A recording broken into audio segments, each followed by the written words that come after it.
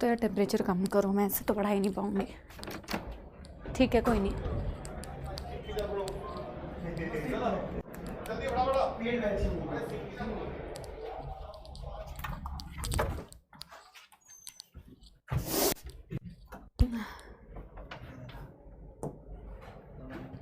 Hello यार, इसकी fan speed भी थोड़ी कम कर दो ना यार, ऐसे ठंडी। क्या ही कर दिया, वो तो मैं ही जाके करके आई, टेम्परेचर चेंज किया है बस। चलो कोई नहीं। हेलो हेलो हेलो, नमस्कार नमस्कार नमस्कार, good evening good evening good evening good evening good evening good evening. Hello hello hello, नमस्कार नमस्कार, very good evening, good afternoon, how are you all. Last lecture तो तुम लोगों ने देखा ही था, जो रिकॉर्डेड लेक्चर गया था। I miss you all, miss you all, miss you all. All good. पहले मैं कुछ बातचीत करना चाहती हूँ, पढ़ाई कैसी चल रही है तुम लोग की। इस कलर को भी साथ साथ चेंज कर लेते, कुछ अच्छे कलर्स यूज करेंगे। आप लोग की पढ़ाई कैसी चल रही है? पढ़ाई इज गोइंग वेल? पढ़ाई लिखाई कर भी रहे हो कि नहीं कर रहे हो?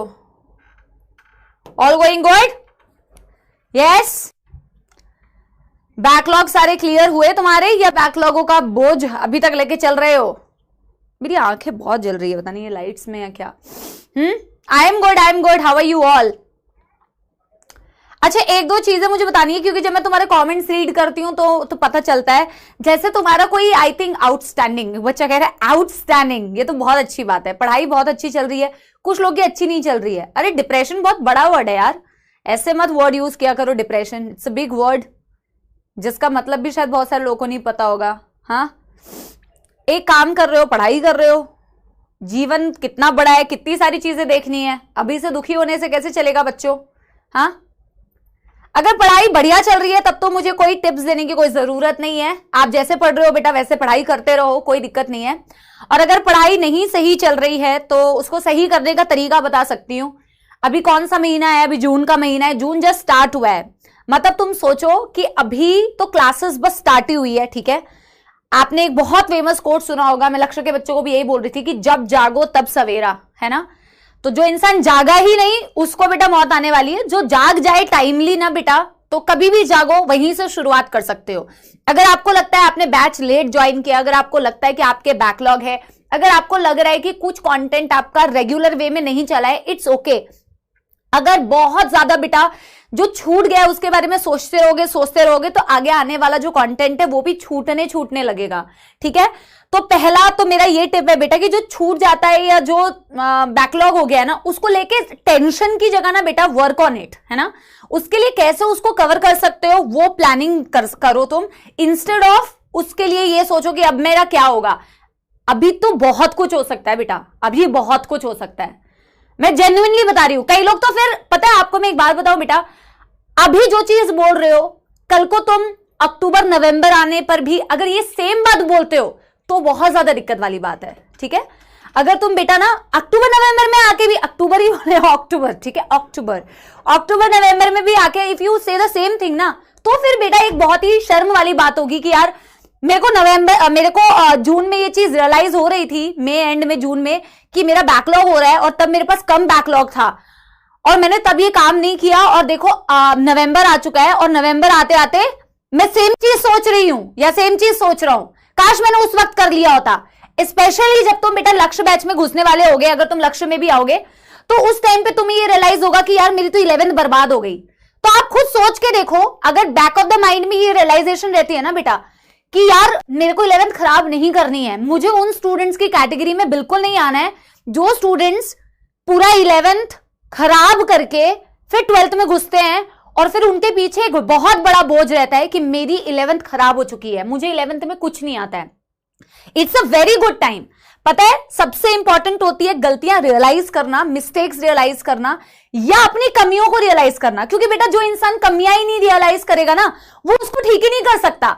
जो यही सोचता रहना कि मैं तो सब सही कर रहा हूं, मेरी तो कोई गलती ही नहीं है, मेरे तो मार्क्स इसलिए कम आ रहे हैं क्योंकि बैच खराब है, मेरे तो मार्क्स इसलिए खराब आ रहे हैं क्योंकि मेरे को अच्छी कंडीशन नहीं प्रोवाइड करी है, मेरे तो मार्क्स इसलिए खराब आ रहे हैं क्योंकि मेरे को घूमने को नहीं मिलता है, मेरे को डिप्रेशन आ रहा है, ठीक है। जो अपनी गलती नहीं मानता है ना बेटा वो तो कभी उस चीज पर बेटर मतलब चीज कर ही नहीं सकता, उस चीज को करेक्ट नहीं कर सकता है।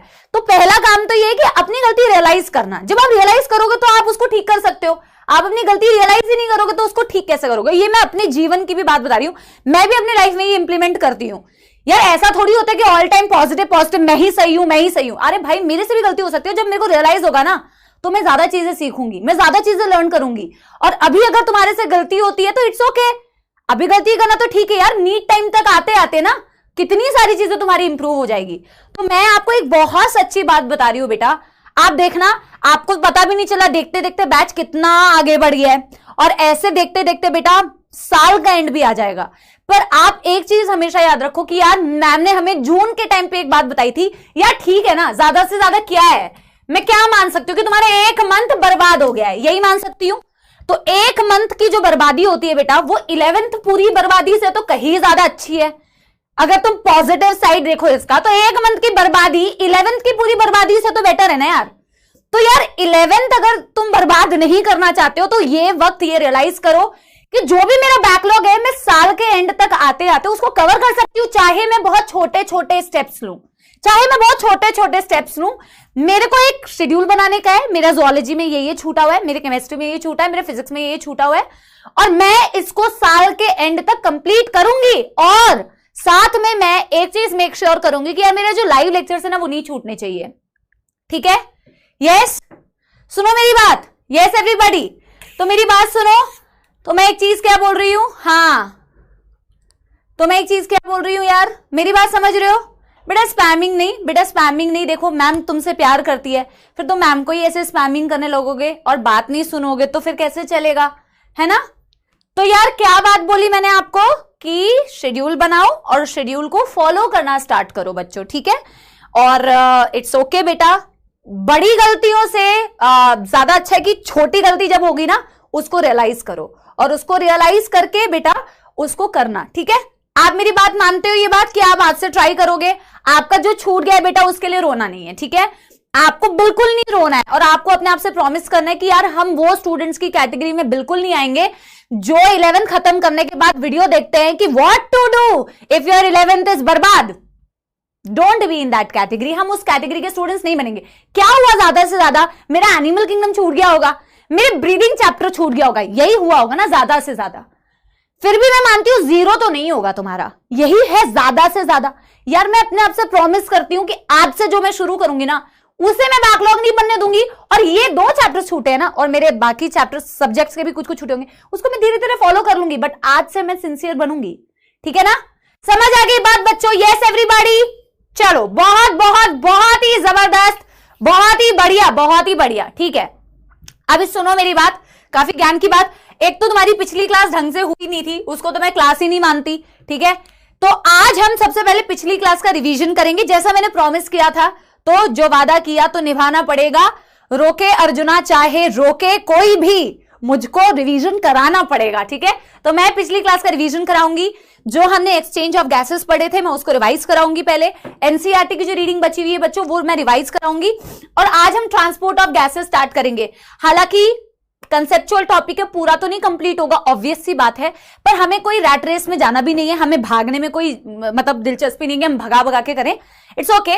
कॉन्सेप्चुअल चीज है तो अपनी बेस पे पढ़ेंगे जैसे अपन पढ़ रहे थे, ठीक है ना बच्चों? अच्छा एक चीज मेरी बात और सुनना बेटा, एक प्रैक्टिस शीट गई है तुम्हारे पास। फर्स्ट थिंग फर्स्ट, वो प्रैक्टिस शीट मैंने नहीं भेजी है तो वो मेरे को बाईपास करके तुम्हारे पास आ गई है। तो वो प्रैक्टिस शीट में आंसर्स भी गलत है। उस प्रैक्टिस शीट में काफी मैंने तुम्हारे कमेंट्स से पता लगा है कि अच्छा तुम्हारे पास कोई प्रैक्टिस शीट भी गई है, तो मेरे को तो बाईपास कर दिया गया और वो चली गई है। तो मैंने उसका टीम से अपडेट मांगा है, वो मेरे पास अपडेट आ जाएगा तो मैं आपको अपडेट दे दूंगी। उसमें आंसर की गलत है और उसमें कुछ क्वेश्चंस आउट ऑफ एनसीईआरटी है, तो लोड मत लो।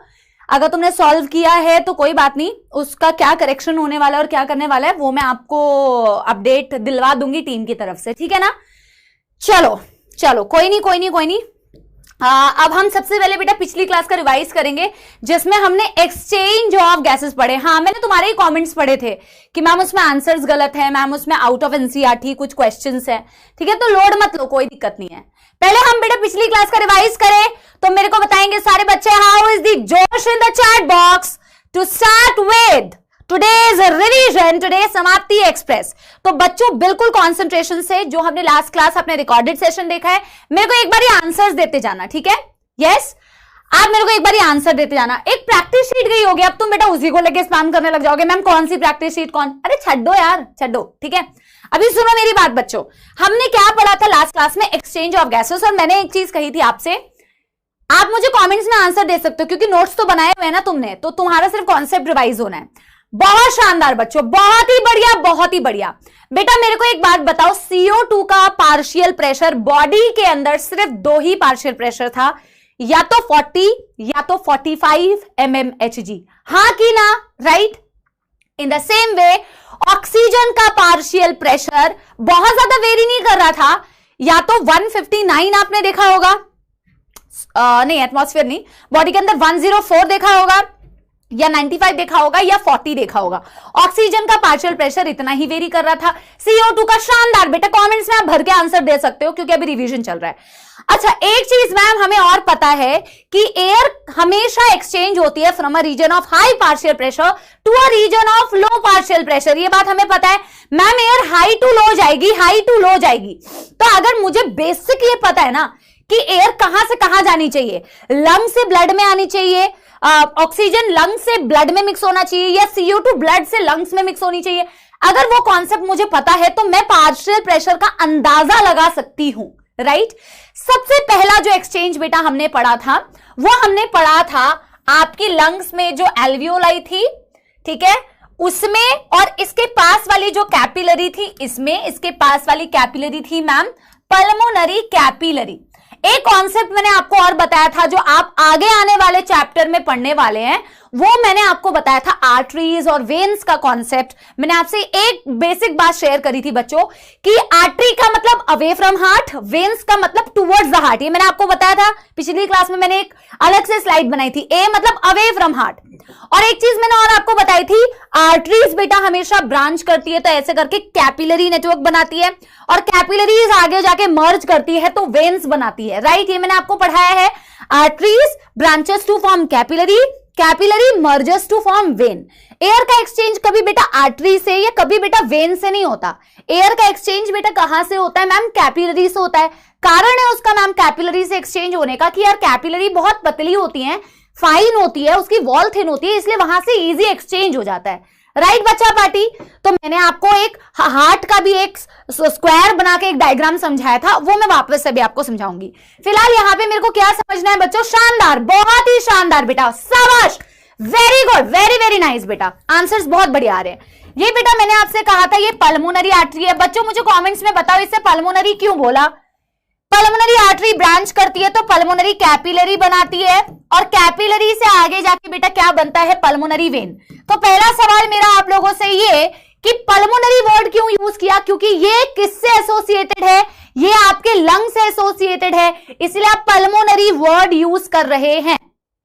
ऑफ कोर्स पल्मोनरी आर्टरी बोल रहे हैं, artery away from heart blood लेके जा रही है, बट कहां लेके जा रही है? लंग्स के पास। वेरी नाइस, वेरी शानदार, बहुत ही शानदार, बहुत शानदार बच्चों, वेरी गुड। तो पल्मोनरी क्यों? क्योंकि यार मैम पल्मोनरी लंग्स से रिलेटेड है ना मैम, ये लंग्स के पास लेके आ रही है। आर्टरी क्योंकि अवे फ्रॉम हार्ट लेके आ रही है, और पल्मोनरी वेन बेटा हार्ट के कौन से चेंबर में ब्लड लेके जा रही है? अगर तुम्हें थोड़ा याद हो, मैंने वो डायग्राम जो बनवाया था, वेन का मतलब towards the heart, pulmonary vein क्योंकि वो लंग से ब्लड लेके जाएगी टुवर्ड्स द हार्ट। हार्ट के राइट साइड पे डीऑक्सीजनेटेड ब्लड मैंने बताया था, हार्ट के लेफ्ट साइड पे मैंने ऑक्सीजनेटेड ब्लड बताया था। वेन्स में यहां पे तो ऑक्सीजन रिच ब्लड आ जाता है ना, जिसमें ऑक्सीजन भरा हुआ है। कैसे भरा वो तो मैं अभी आपको बताऊंगी, रिवीजन जो कर रहे हैं। मुझे लग रहा है आधा घंटा तो आज रिवीजन में ही जाएगा, ठीक है? तो यहां से very good, very good, left atrium में ब्लड जाता है। लेफ्ट एट्रियम लेफ्ट साइड में ऑक्सीजनेटेड ब्लड है, और पल्मोनरी वेन जो होती है ना, लंग से पूरा ऑक्सीजन भर के उस ऑक्सीजन रिच ब्लड को कहां लेके आती है? आपके लेफ्ट एट्रियम में, ठीक है? उसका कॉन्सेप्ट मैं आपको बाद में बताती हूं। अब यहां पे बेटा आपने एक चीज देखी कि मेरे को एक चीज बहुत क्लियरली पता है मैम कि एटमॉस्फेयर से ऑक्सीजन जो है लंग्स में आएगा, लंग्स से ऑक्सीजन जो है मैम पल्मोनरी कैपिलरी में डिफ्यूज हो जाएगा। ये बात तो हमें पता है कि ऑक्सीजन का मूवमेंट कहां से कहां होना है। ऑक्सीजन का मूवमेंट मैम ऐसे होना है, और मैम हमें CO2 का भी मूवमेंट पता है कि यार CO2 का मूवमेंट मैम पल्मोनरी कैपिलरी से लंग्स में होना है, और लंग्स से मैम हमें एटमॉस्फेयर में इसे मूव करना है। ये बात हमें बेसिक पता है। अब CO2 का पार्शियल प्रेशर तो बेटा बॉडी के अंदर 45 या 40 ही हो सकता है, और एयर हमेशा हाई पार्शियल प्रेशर वाले रीजन से लो पार्शियल प्रेशर वाले रीजन में जाती है। तो सबसे पहले आसान वाला करते हैं। CO2 हमेशा हाई पार्शियल प्रेशर वाले रीजन से लो पार्शियल प्रेशर वाले रीजन में जाती है, तो CO2 यहां पे 45, यहां पे 40, क्योंकि 40 या 45 भी तो हो सकती है ना, 45 या 40 ही हो सकती है, और 40 से ये चली आएगी एटमॉस्फेयर में, जहां आप बोल रहे हैं 0.3 mmHg। और ऑक्सीजन का क्या हाल है? ऑक्सीजन एटमॉस्फेयर में कितना है? 159 mmHg, और मैंने बॉडी के अंदर ऑक्सीजन बताया 104, 95 एंड 40। ठीक है, अब यहां पे बेटा क्या फंडा है? 104, और 104 से यहां आ जाएगी ये 40 पार्शियल प्रेशर पे, राइट। कोई बेटा दुख दर्द समस्या यहां तक? किसी को कोई दुख दर्द समस्या? क्लियर है ये बात? अब मैंने आपको एक बहुत प्यारा एक कॉन्सेप्ट समझाने की कोशिश की थी, और वो कॉन्सेप्ट समझाने की मैंने ये कोशिश की थी कि बच्चों ऑफ कोर्स आज हम ना इसी के बारे में थोड़ा बहुत पढ़ेंगे, देखते हैं कब पढ़ते हैं, रिवीजन में काफी टाइम लग रहा है, जब रिकॉर्डेड रहते हैं तो यही हाल होता है। हालांकि ऐसा नहीं है, पर मैं चाहती थी कि लाइव में तुम्हारे साथ इंटरेक्शन हो। देखो 104 से जब 40 में तुम एयर को भेज रहे हो तो 40 तो नहीं रहेगा ना यहाँ का प्रेशर। जो ब्लड आया था आर्टरी के थ्रू उसमें ऑक्सीजन का पार्शियल प्रेशर 40 था, है ना। अब उसके ब्लड में तुम ऑक्सीजन भर रहे हो, ऑक्सीजन डाल रहे हो, तो एक टाइम होगा बेटा, तुम ब्रीद इन तो कर ही रहे हो, साथ के साथ तुम उस ऑक्सीजन को कहां भेज रहे हो? पल्मोनरी कैपिलरी में। तो ऑब्वियसली यहां का ब्लड ऑक्सीजन से भरता जाएगा। आज हम पढ़ेंगे कैसे भरता है, कैसे ऑक्सीजन बाइंड करता है, किससे बाइंड करता है, हीमोग्लोबिन से कैसे बाइंड करता है। तो ऑफ कोर्स ही बात है मैम, 104 से 40 में आते आते भरते भरते भरते भरते भरते भरते यहां से जाने वाला जो ब्लड होगा वो ऑक्सीजन रिच ब्लड होगा, राइट। वो ऑक्सीजन रिच ब्लड होगा। तो कितना ऑक्सीजन रिच? ये क्या हो गया? मैं थोड़ा वो कर रही हूं ना, लैग कर रही हूं, लैग आ रहा है ना, थोड़ा बहुत लैगिंग हो रही है। एक सेकंड यार, लैग हो रहा है, वीडियो लैग हो रहा है। वीडियो क्यों लैग हो रहा है? किसी को बुला लो, मैं पॉज हो रही हूं ऐसे। किसी को बुला लो, जयेश वगैरह कोई है तो। हाँ ठीक है बेटा, मेरे को यहां पे लेकिन दिख रहा है थोड़ा सा ना, मेरे को वीडियो अपना ऐसे गोल गोल घूमते हुए दिखा। ठीक है, तो एक सेकंड में चेक करा रही हूं, बाकी आप लोग के पास सही जा रहा है तो कोई दिक्कत नहीं है। ठीक है, थोड़ा यार यहाँ पे ऑब्जर्व करना, ठीक है, 5 मिनट।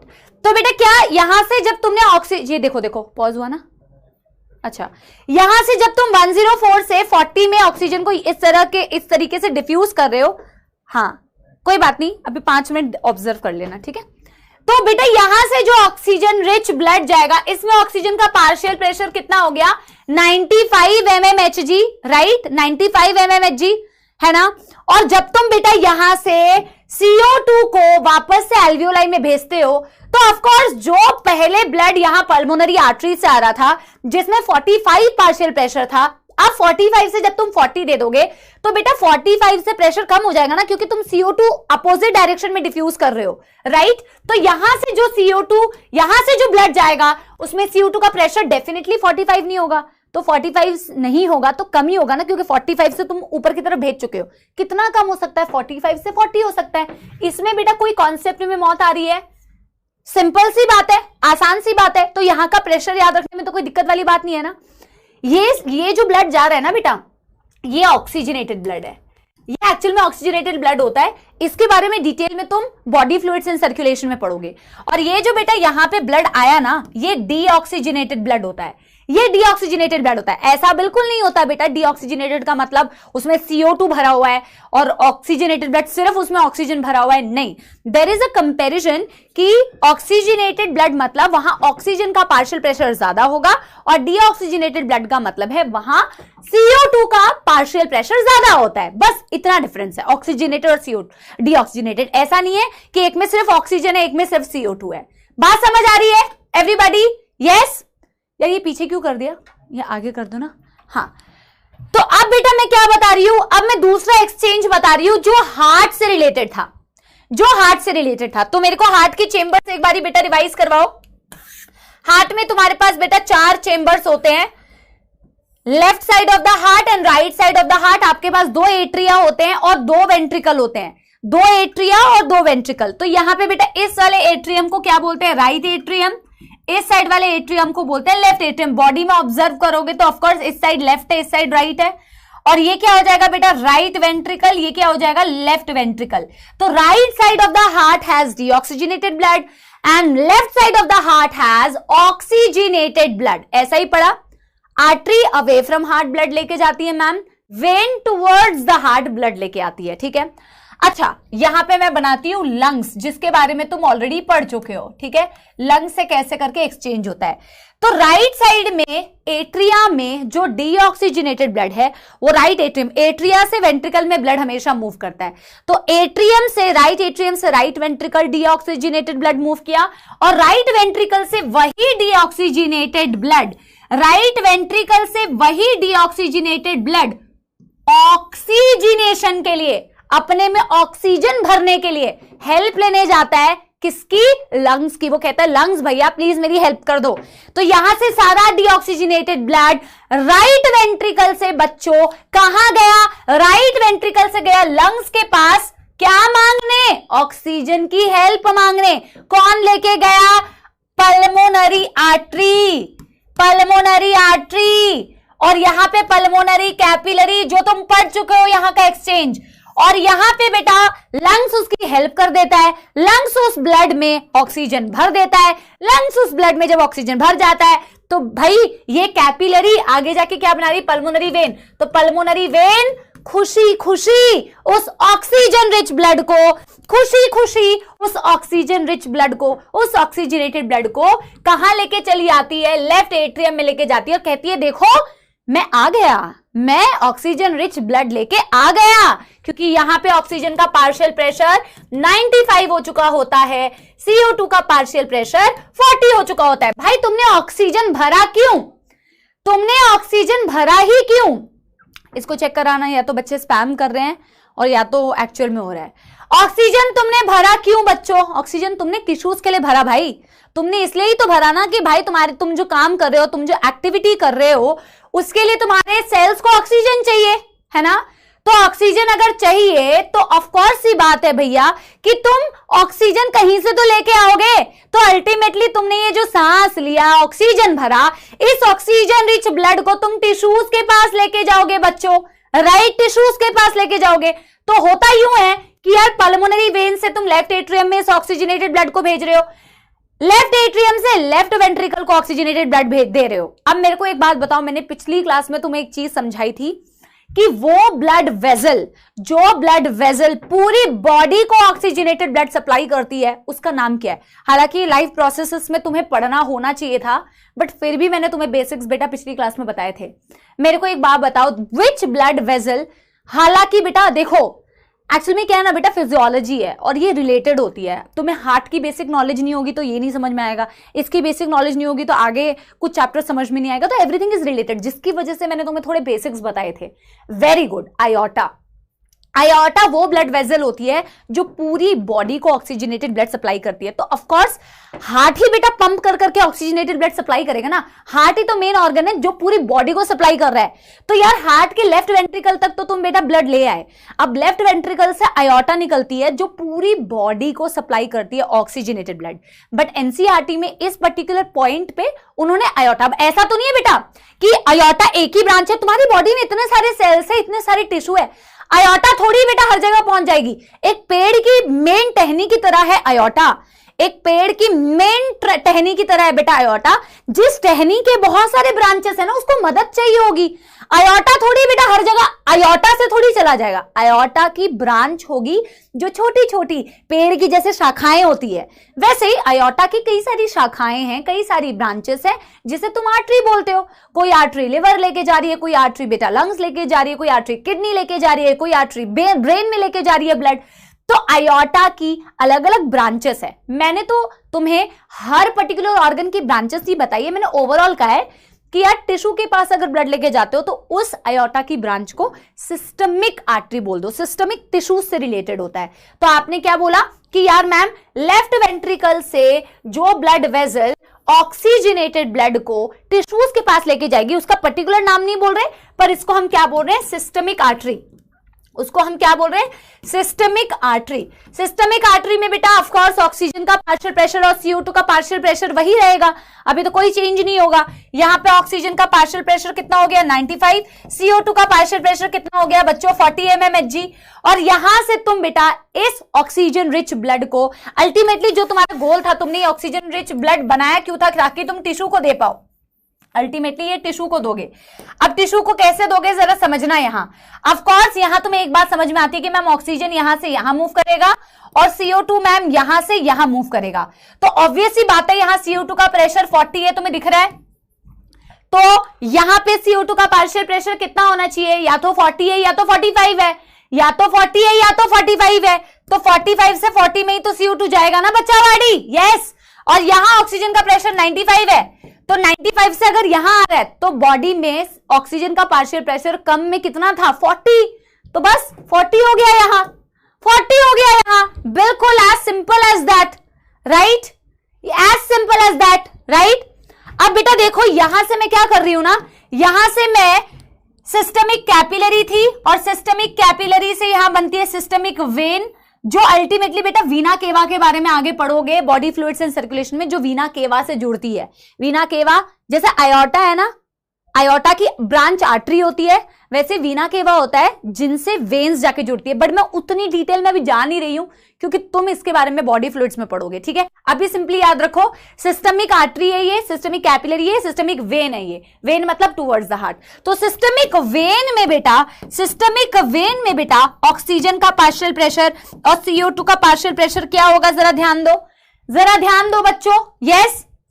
अगर तुमने 45 से 40 में CO2 को डिफ्यूज कर दिया तो यहां से जाने वाला ब्लड अब 40 से ज्यादा CO2 की वैल्यू कैरी करेगा। कितना ज्यादा कैरी कर सकता है 45, कितना ज्यादा कैरी कर सकता है 45। और ऑक्सीजन तुमने 95 से कहां दे दिया, 95 से 40 दे दिया, तो 95 से घटा रहे हो ऑक्सीजन इसको दे रहे हो, कितना बेटा कम हो जाता है, यहां पे कितना हो जाएगा बेटा अप्रोक्सीमेटली 40। और यही तो बेटा देखो 40 और 45 यहां पे तुम्हें सेम पल्मोनरी आर्टरी में दिखता है 40 या 45। That's it, that's it, this is the whole revision, this is the whole revision of last class. तो मल्टीपल चॉइस में आपको समझ में, आपको क्वेश्चन पूछा एक जाता है मेरे बच्चों, ठीक है, समझ आ गया आप लोगों को, तो इसके लिए पोल कराया जाए, पोल कराया जाए, समझ आ गया, यस या नो, 1 या 2। मल्टीपल चॉइस क्वेश्चन 45 सेकेंड है आप लोगों के पास, थोड़ा पोल लेट जाता है आप लोगों के पास, मुझे थोड़ा ना ज्यादा टाइम देना चाहिए था। समझ आ गया आपको, कमेंट्स में आंसर दे दो बच्चों, पोल्स छोड़ो तो मुझे कमेंट्स में आंसर दो। ऑल गुड, हमने बेटा सिर्फ पिछली क्लास का रिवीजन किया है और just because of you guys. हालांकि आपको पता है बेटा कि रिकॉर्डेड सेशन में भी आपने बहुत मन से ही देखा था, फिर भी बेटा इट्स ओके, मैंने हाफ एन आवर आप लोगों के लिए दे दिया कि आपको सारा कुछ एक बार ना रिकॉल हो जाए, ठीक है, पक्की बात, ठीक है ना बच्चों। अब हम क्या करते हैं, आज का फ्रेश टॉपिक स्टार्ट करते हैं, that is transport of gases, ठीक है। चलो मेरा आंसर है यस। देखते हैं तुम लोगों ने इसमें क्या नालायकी की है, देखते हैं एक बारी। Stop poll to see the results, okay, poll stop show result हैं।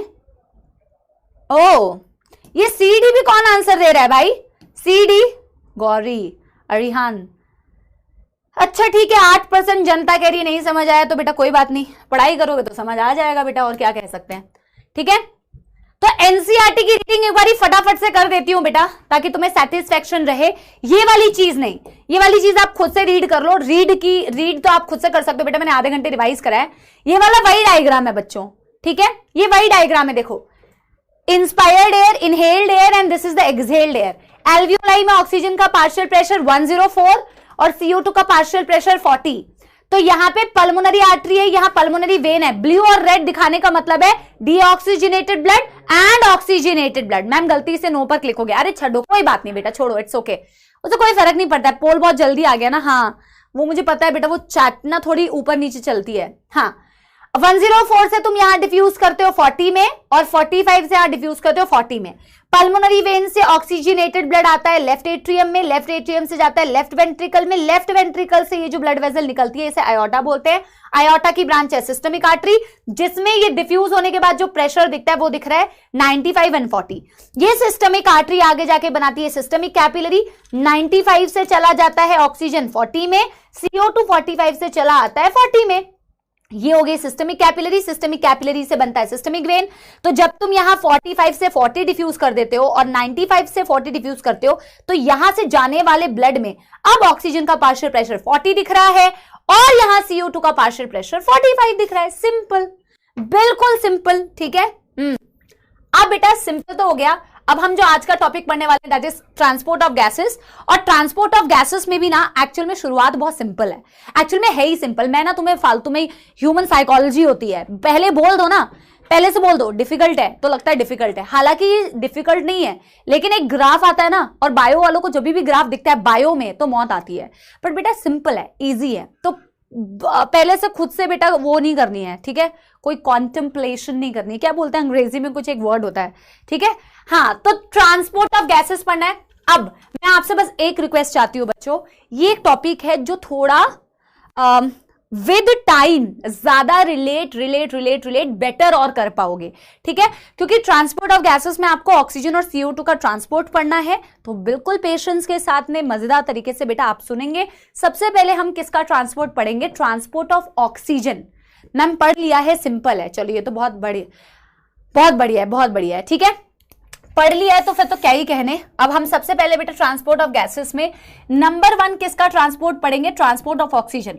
अच्छा, जब हम टॉपिक पढ़ेंगे ना तो हम ना चीजों को डायग्राम से थोड़ा रिलेट करने की कोशिश करेंगे, क्योंकि जब आप डायग्रामेटिकली चीजों को देखेंगे तो बढ़िया समझ में आएगा। ट्रांसपोर्ट ऑफ O2 यानी ट्रांसपोर्ट ऑफ ऑक्सीजन की हम बात करते हैं कि ऑक्सीजन आखिर कैसे ट्रांसपोर्ट हो रहा है। ये जो हम बोल रहे हैं बार बार कि मैम एल्वियोलाई से पल्मोनरी कैपिलरी में चला गया, या फिर मैम हम कह रहे हैं कि सिस्टमिक कैपिलरी से मैम टिश्यू में ऑक्सीजन चला गया, ये ऑक्सीजन ट्रैवल कैसे कर रहा है। मेरे को अगर एक जगह से दूसरी जगह जाना हो, सपोज मैं किसी की मदद से जा रही हूँ, या तो मैं पैदल जा सकती हूँ या तो मैं किसी व्हीकल की मदद से जा रही हूँ, मैं गाड़ी में जा रही हूँ, मैं स्कूटी में जा रही हूँ, मैं साइकिल में जा रही हूँ, तो ऐसे ही ऑक्सीजन की भी बेटा हेल्प करने वाला कोई एक चीज होती है जिसकी मदद से वो जाता है। उसके लिए आपको क्या समझना पड़ेगा, उसके लिए आपको अपने ब्लड के बारे में समझना पड़ेगा, क्योंकि हमारा ब्लड इस ट्रांसपोर्ट में मदद करता है। हमारा ब्लड जो है it has a major role in transport of gases. अगर ब्लड ना होता तो हमारा ऑक्सीजन और CO2 ट्रांसपोर्ट नहीं हो पाता। मेरी बात समझ रहे हो बच्चों।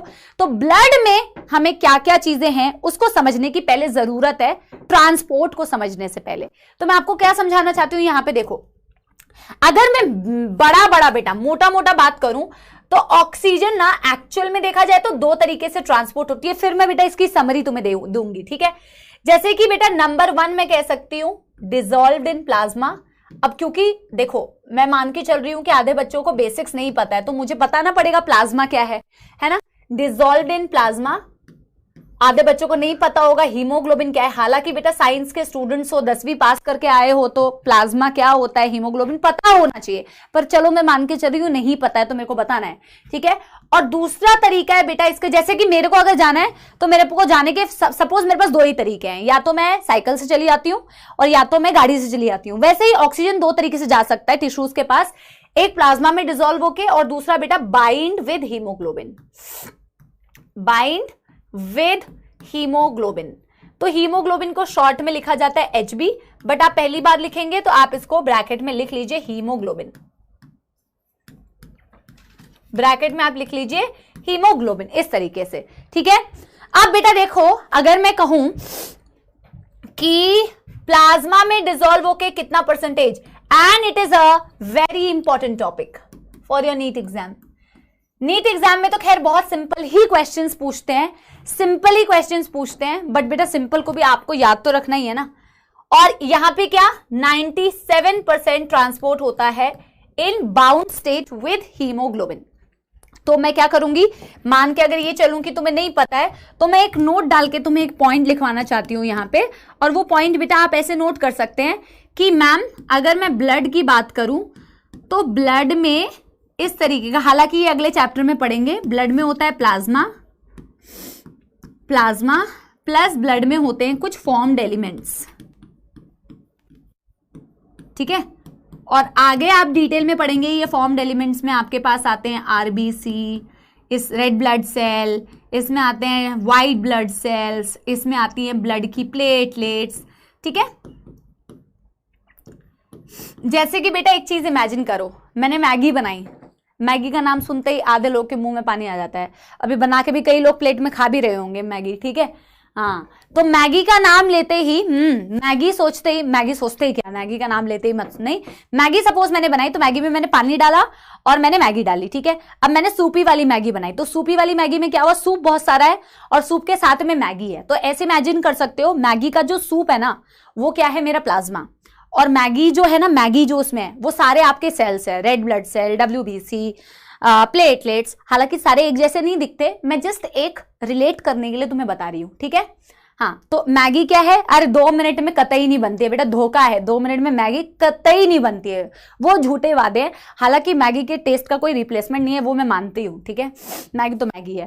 खैर क्या बोल रही थी मैं, अरे हाँ, मैगी का जो पानी है वो पानी क्या है, प्लाज्मा, और जो मैगी डली है उसमें वो सारे red blood cell, white blood cells, platelets हैं, तो लिक्विड वाला पार्ट होता है प्लाज्मा। ये वाली बात समझ में आ गई, ब्लड का एक लिक्विड पार्ट होता है जिसे बोलते हैं आप प्लाज्मा, और बाकी बेटा उस लिक्विड वाले पार्ट में तुम्हारे आरबीसी घूम रहे होते हैं, डब्ल्यूबीसी घूम रहे होते हैं, प्लेटलेट्स घूम रहे होते हैं, ठीक है। समझ आ गई बात, यस एवरीबॉडी, क्लियर है, ये समझ आ गई बात। अब सब अपने मैगी की चॉइसेस बता रहे हैं, बस बेटा बस, पढ़ाई, ठीक है। हाँ,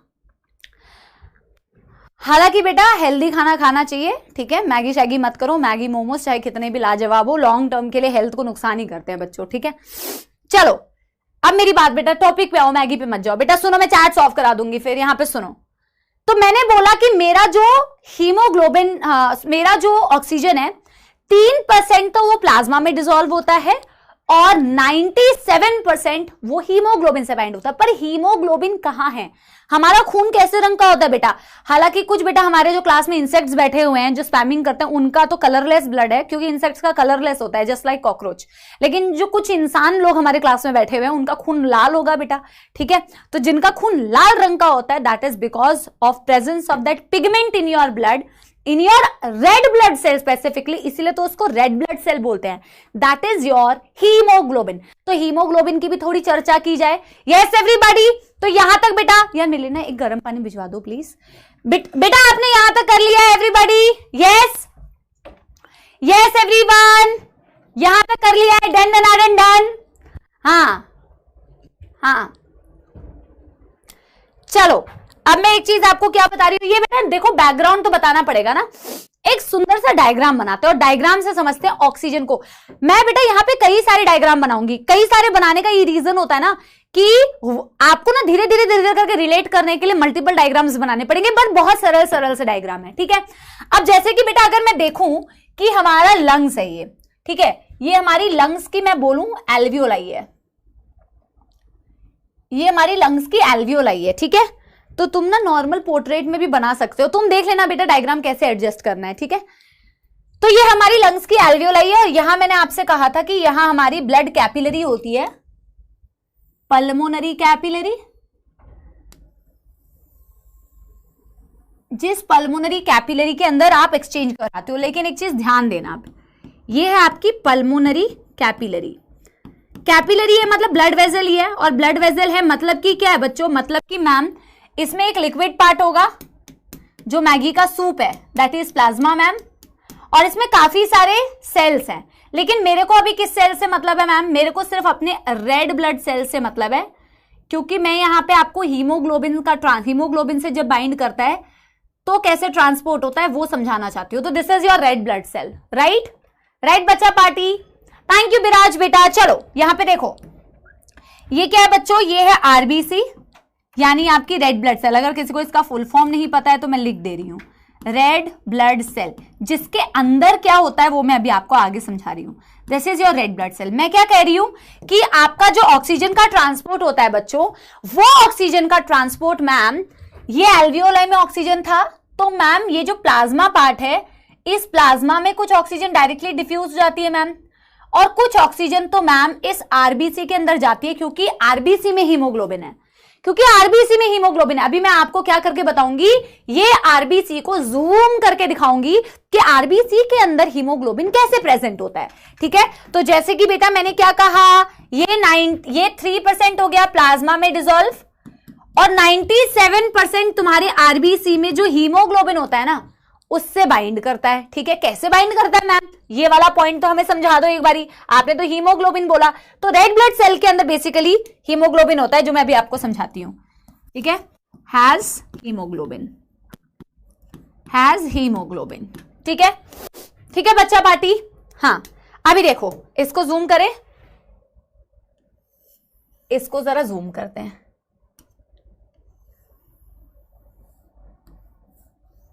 इसको जरा जूम करते हैं।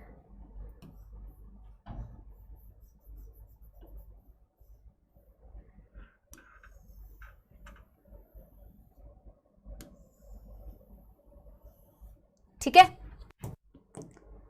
तो ये हमारी बन गई आरबीसी। ठीक है, आप छोटा भी बना सकते हो क्योंकि इतना ज्यादा कुछ करना नहीं है। ये हमारी है आरबीसी, ये हमारी आरबीसी, और आरबीसी के अंदर क्या होता है, हीमोग्लोबिन। आरबीसी के अंदर क्या होता है बच्चों, हीमोग्लोबिन। ठीक है, आरबीसी के अंदर क्या होता है, हीमोग्लोबिन।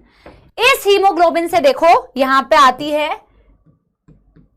हीमोग्लोबिन के पास आती है ऑक्सीजन, और हीमोग्लोबिन को ऑक्सीजन से बहुत ज्यादा प्यार होता है। Haemoglobin loves oxygen. ठीक है, हाँ, हीमोग्लोबिन को जो है ऑक्सीजन से बहुत प्यार होता है। तो जैसे ही उसको ऑक्सीजन दिखता है तो कहता है भैया मेरे को तो जीवन में यही चाहिए थी, तो मेरे को इससे बाइंड करने का है। ठीक है, तो अब ये इससे बाइंड करता है, और बाइंड करके बेटा ये जो चीज बनाता है एक रिवर्सिबल रिएक्शन है।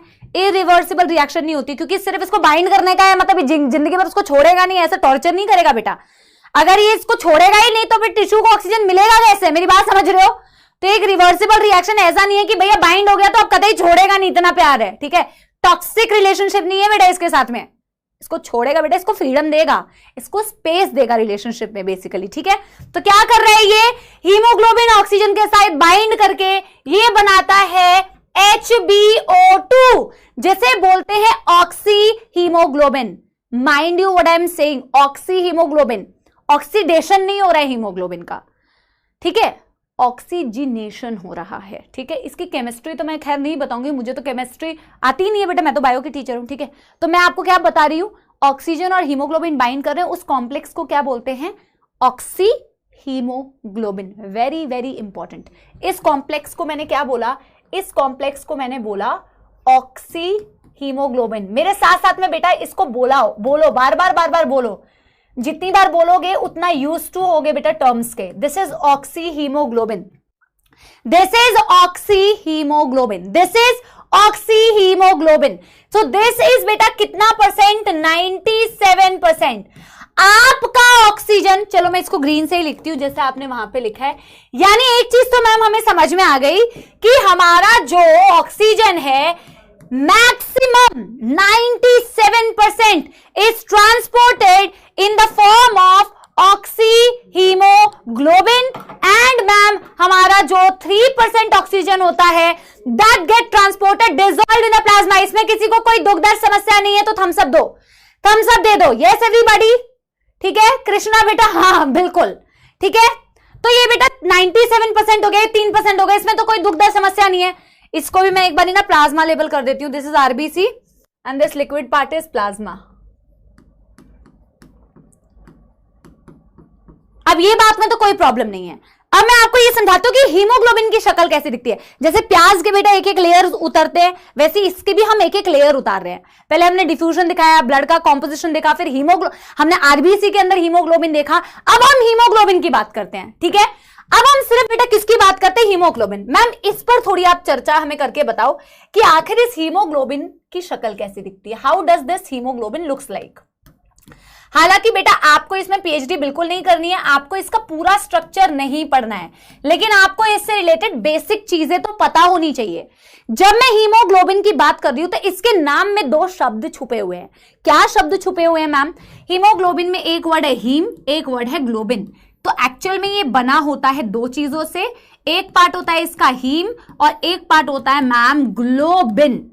आगे मैं आने वाले समय में आपको बायोमोलिक्यूल्स पढ़ाऊंगी, वहां पे मैं आपको इस ग्लोबिन प्रोटीन, ये बेसिकली प्रोटीन पार्ट होता है, ये नॉन प्रोटीन पार्ट है, ये प्रोटीन पार्ट होता है, ठीक है। This is protein part. जो प्रोटीन पार्ट का क्या मतलब है? जो प्रोटीन का बना होता है, अमीनो एसिड्स की चेन होती है, ठीक है। इसकी चर्चा हम बेटा बाद में चैप्टर में करेंगे। और एक पार्ट है बेटा हीम पार्ट, ऑफ कोर्स ये नॉन प्रोटीन पार्ट है, ये नॉन प्रोटीन है, ठीक है। लेकिन हमें काम किसका है? आपको ये पता होना चाहिए क्या आपका ऑक्सीजन इस पूरे हीमोग्लोबिन से बाइंड करता है? क्या आपका ऑक्सीजन इस पूरे हीमोग्लोबिन से बाइंड करता है? ना बेटा, आपको पूरे हीमोग्लोबिन की जरूरत नहीं है। एक्चुअल में आपका जो ऑक्सीजन होता है वो सिर्फ हीम पार्ट से बाइंड करता है, ग्लोबिन पार्ट से बाइंड नहीं करता। ग्लोबिन तो एक्चुअल में प्रोटीन की चेन होती है, लेकिन समझना जरूरी है क्योंकि ये बेसिक्स हैं जो आपको आगे भी काम आएंगे। तो ये एक्चुअल में प्रोटीन है, इसमें टोटल प्रोटीन की 4 चेन होती है। 2 अल्फा चेन कहते हैं हम इसको, 2 बीटा चेन कहते हैं। मैं अभी आपको और समझा भी दूंगी। जैसे इसमें बेटा 2 प्रोटीन की चेन होती है, 2 alpha chain and 2 beta chain, ठीक है। और हीम पार्ट में क्या होता है बेटा? हीम पार्ट में होता है it has iron, it has iron. और आयरन जो होता है +2 स्टेट में होता है, आयरन जो होता है +2 स्टेट में होता है, ठीक है। और एक्चुअल में इसी आयरन से कौन बाइंड करता है? इसी आयरन से बेटा ऑक्सीजन बाइंड करता है। पहले मेरे को बताओ कि यहां तक आपको कोई दुख दर्द समस्या?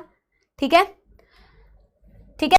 अगर मैं एक हीमोग्लोबिन की बात करूं तो उसमें इस तरीके से 2 अल्फा चेन, 2 बीटा चेन और 4 हीम पार्ट होते हैं। मैं आपको अगले पेज में एक डायग्राम बना के समझा रही हूं। पहले मेरे को एक बात बताओ, मैं एक हीमोग्लोबिन की बात कर रही हूं। एक हीमोग्लोबिन में एक हीम पार्ट हो गया, एक ग्लोबिन पार्ट हो गया। Globin part is a protein part जिसमें 2 अल्फा चेन, 2 बीटा प्रोटीन की चेन है।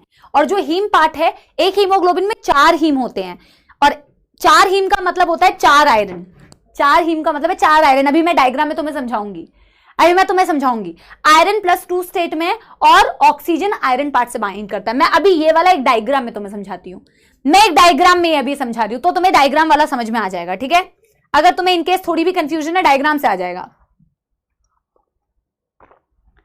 पहले मेरे को बताओ, यस यहां तक डन डन डन हो गया है क्या? यहां तक लिख लिया है? नो दुख दर्द समस्या? Are you sure? यस, पहले मेरे को बता दो यहां तक कर लिया है? मैम ये सब 10th में पढ़ा है। चलो ये बहुत बढ़िया है यार, ठीक है। अब देखो मैं आपको समझाती हूं, ऐसे समझ जाओ, ऐसे समझ जाओ। देखो ये लास्ट है मैं समझाने के लिए, लास्ट दाव है। 4 हीम यानी कि 4 आयरन और 4 ग्लोबिन चेन,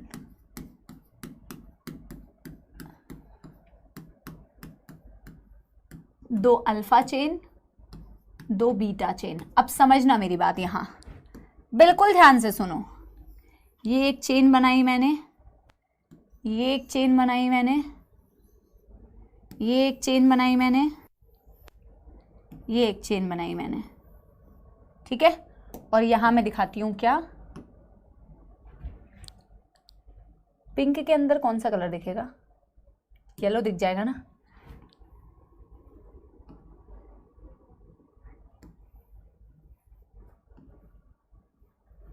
ये अब समझना मेरी बात। This is suppose alpha 1, alpha 2, this is beta 1, this is beta 2, और ये सारे हीम पार्ट है जिसके अंदर आपके पास Fe+2, Fe+2, Fe+2, Fe+2। अब मेरे को बताओ कोई दुखद समस्या, अब मेरे को बताओ कोई दुखद समस्या। This is haem, this is haem, this is haem, this is haem. तो 4 हीम है और 4 ग्लोबिन है। अगर 4 हीम है तो 4 आयरन +2 स्टेट में, एज सिंपल एज दैट। ठीक है, बिल्कुल आसान है। डायग्राम बना लो तो डायग्राम से आपको क्लियर हो जाएगा। ठीक है, नहीं डायग्राम नहीं बनाना है बेटा, मत करो ड्रॉ। ठीक है, मैंने अपने लिए ड्रॉ किया है, आप मत करो। What kind of question is that? तो 4 बेटा चेन हो गई, और एक चेन के साथ में एक हीम, दूसरी चेन के साथ में दूसरी हीम, तीसरी चेन के साथ में तीसरी हीम। ठीक है, समझ आ गई? और हर हीम पार्ट में आयरन होता है, और आयरन किससे बाइंड करता है? ऑक्सीजन से बाइंड करता है। तो आप मेरे को अब लॉजिकली एक बात बताओ कि एक हीमोग्लोबिन कितने ऑक्सीजन से बाइंड करेगा? यस एवरीबॉडी, एक हीमोग्लोबिन कितने ऑक्सीजन से बाइंड करेगा? मैं कॉन्सेप्ट तो आपको बता ही चुकी हूं कि हीम से बाइंड करता है। तो मैक्सिमम एक हीमोग्लोबिन मैक्सिमम कितने ऑक्सीजन मॉलिक्यूल्स कैरी कर सकता है? 4, क्योंकि 4 आयरन है तो 4 ऑक्सीजन। बिल्कुल सिंपल सा कॉन्सेप्ट। तो कॉन्सेप्ट को अगर स्टेप बाय स्टेप पढ़ोगे तो खुद ही आंसर्स दे सकते हो, खुद ही आंसर दे भी रहे हो। ठीक है ना, ठीक है ना? मैं साइड में डेटा लिख रही हूं, आप आगे कंटिन्यू करना, क्योंकि आप ये ड्रॉ कर रहे होगे तो इसलिए मैं साइड में डेटा लिख रही हूं, जो डेटा मैं आपसे शेयर करना चाह रही हूं। ठीक है, अभी देखो थोड़ा टेढ़ा बन गया ये। तो हम कह रहे हैं 1 haemoglobin can carry, 1 haemoglobin can carry maximum कितना? 4 ऑक्सीजन मॉलिक्यूल मैक्स। क्योंकि यहां से देखो, यहीं पे देख लो, यहीं पे देख लो डायग्राम। इससे बाइंड करेगा एक ऑक्सीजन, इससे बाइंड करेगा एक ऑक्सीजन, इससे बाइंड करेगा एक ऑक्सीजन, और इससे बाइंड करेगा एक ऑक्सीजन। तो मैक्सिमम एक हीमोग्लोबिन के पास 4 ऑक्सीजन हो सकते हैं मेरे बच्चों। यस, 4 ऑक्सीजन हो सकते हैं। अब दूसरी बात बेटा, अब मैं आपको कुछ डेटा बताने वाली हूं, जो डेटा आपको पता होने चाहिए। वो एक डेटा है बेसिकली कि आपके ब्लड में 100 ml ब्लड के पास कितना हीमोग्लोबिन होता है। कई लोगों ने हीमोग्लोबिन टेस्ट भी कराया होगा। हालांकि फीमेल्स का हीमोग्लोबिन कंपैरेटिवली कम होता है as compare to males, because of course the menstrual cycle and everything, lot of factors contribute करते हैं। लेकिन मैं आपको एक जनरल एवरेज डेटा एक ह्यूमन, हेल्दी ह्यूमन का अगर बताऊं तो वो डेटा आपको पता होना चाहिए। ठीक है, क्योंकि उसके हिसाब से कुछ यहाँ पे कैलकुलेशंस हैं।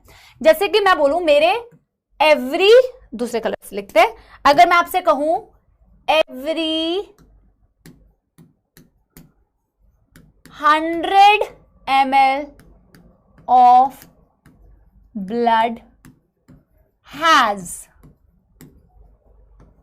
तो मैं बोलूंगी एवरेज में बेटा अगर मैं लिखना चाहूं तो 15 ग्राम हीमोग्लोबिन कह सकती हूं।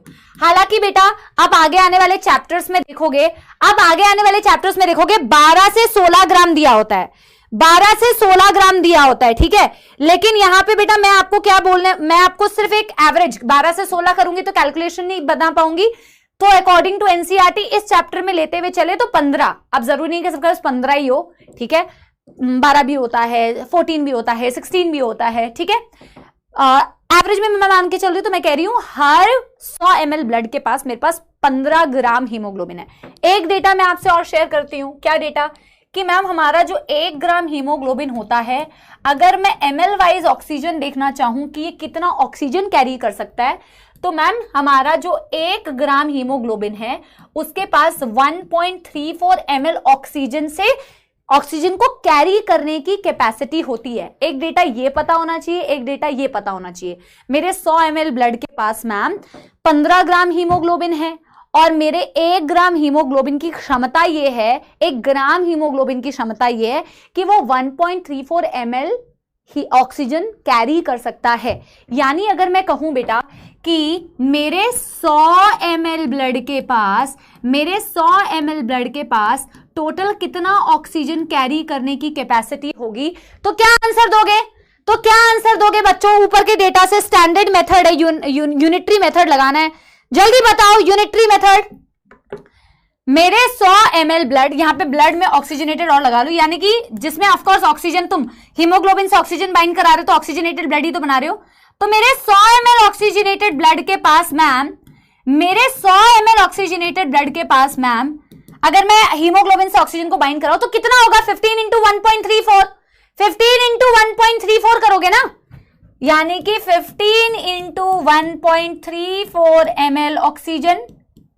इसका अगर मैं अप्रोक्सीमेट डेटा देखूं तो मैं बोल सकती हूं 20 ml ऑक्सीजन। मेरे हर 100 ml ऑक्सीजनेटेड ब्लड के पास, कितना बेटा ऑक्सीजन रहेगा? 20 ml ऑक्सीजन। ये 100 ml के लिए 20 ml ऑक्सीजन है। अगर मैं 1000 ml पूछूं तो वेरी हो जाएगा, अगर मैं 50 ml ब्लड पूछूं तो वेरी हो जाएगा। मैंने कैलकुलेशन सिर्फ 100 ml ब्लड के लिए बताई है। 100 ml ब्लड में अगर 15 ग्राम हीमोग्लोबिन है तो 50 में हाफ हो जाएगी, 1000 में इंटू 10 टाइम्स हो जाएगी। मेरी बात समझ रहे हो? यस? मेरे को एक बारी बता दो, यहां तक बेटा किसी को कोई दुख दर्द समस्या? यहां तक बेटा एनी प्रॉब्लम? अरे यार, यहां तक बेटा एनी प्रॉब्लम? इसको फटाफट से नोट करो, फिर हम आगे बढ़ेंगे। इसको फटाफट से नोट करो बच्चों, फिर हम आगे बढ़ेंगे। यस, ठीक है, ये कुछ बेसिक्स हैं बेटा, ये बेसिक्स हैं। हाँ, ये बहुत बेसिक्स हैं, बहुत ही बेसिक्स। ठीक है, नो प्रॉब्लम। मैं आपको 2 मिनट्स का टाइम दे रही हूं बेटा, you can note it down. अगर तुमने नहीं नोट किया है तो आप नोट कर लो, ठीक है? अगर तुमने नहीं नोट किया है तो आप नोट कर लो, कोई दिक्कत नहीं है। मैं आपको टाइम दे रही हूं 2 मिनट का। जिसने बेटा नोट कर लिया है तो वो एक बार रिवाइज कर लो इसको, ठीक है? वो इसको रिवाइज कर लो।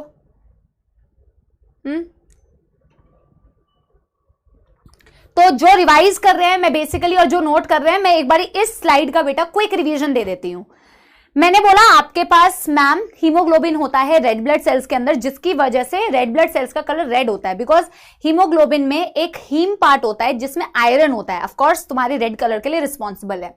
मैम एक हीमोग्लोबिन में 4 हीम पार्ट होते हैं और 4 प्रोटीन की चेन होती है जिसे ग्लोबिन चेन बोलते हैं। तो 4 हीम अगर हैं तो मैम उसमें 4 आयरन होंगे, आयरन +2 स्टेट में होता है। मैं अगर डाइजेशन एंड एब्जॉर्प्शन चैप्टर पढ़ाती ना तो तुम्हें बताती कि +2 स्टेट को कोई बनाता है, अपने आप से उसमें +2 स्टेट नहीं होता है, ठीक है? बट वो आपने पढ़ा नहीं, खैर वो तो आपका आगे है तो कोई दिक्कत नहीं है। +2 स्टेट में ग्लोबिन चेन 2 अल्फा चेन होती है, 2 बीटा चेन होती है। तो एक अल्फा चेन, एक बीटा चेन व्हाइट वाली, एक बीटा चेन, दूसरी beta chain, 2 alpha chain, 2 beta chain white वाली। हर एक चेन के साथ में मैंने पिंक कलर का जो स्ट्रक्चर लगा रखा है उसे मैंने हीम पार्ट बोला, जिस हीम पार्ट में आयरन होता है, जिस आयरन से ऑक्सीजन बाइंड करता है।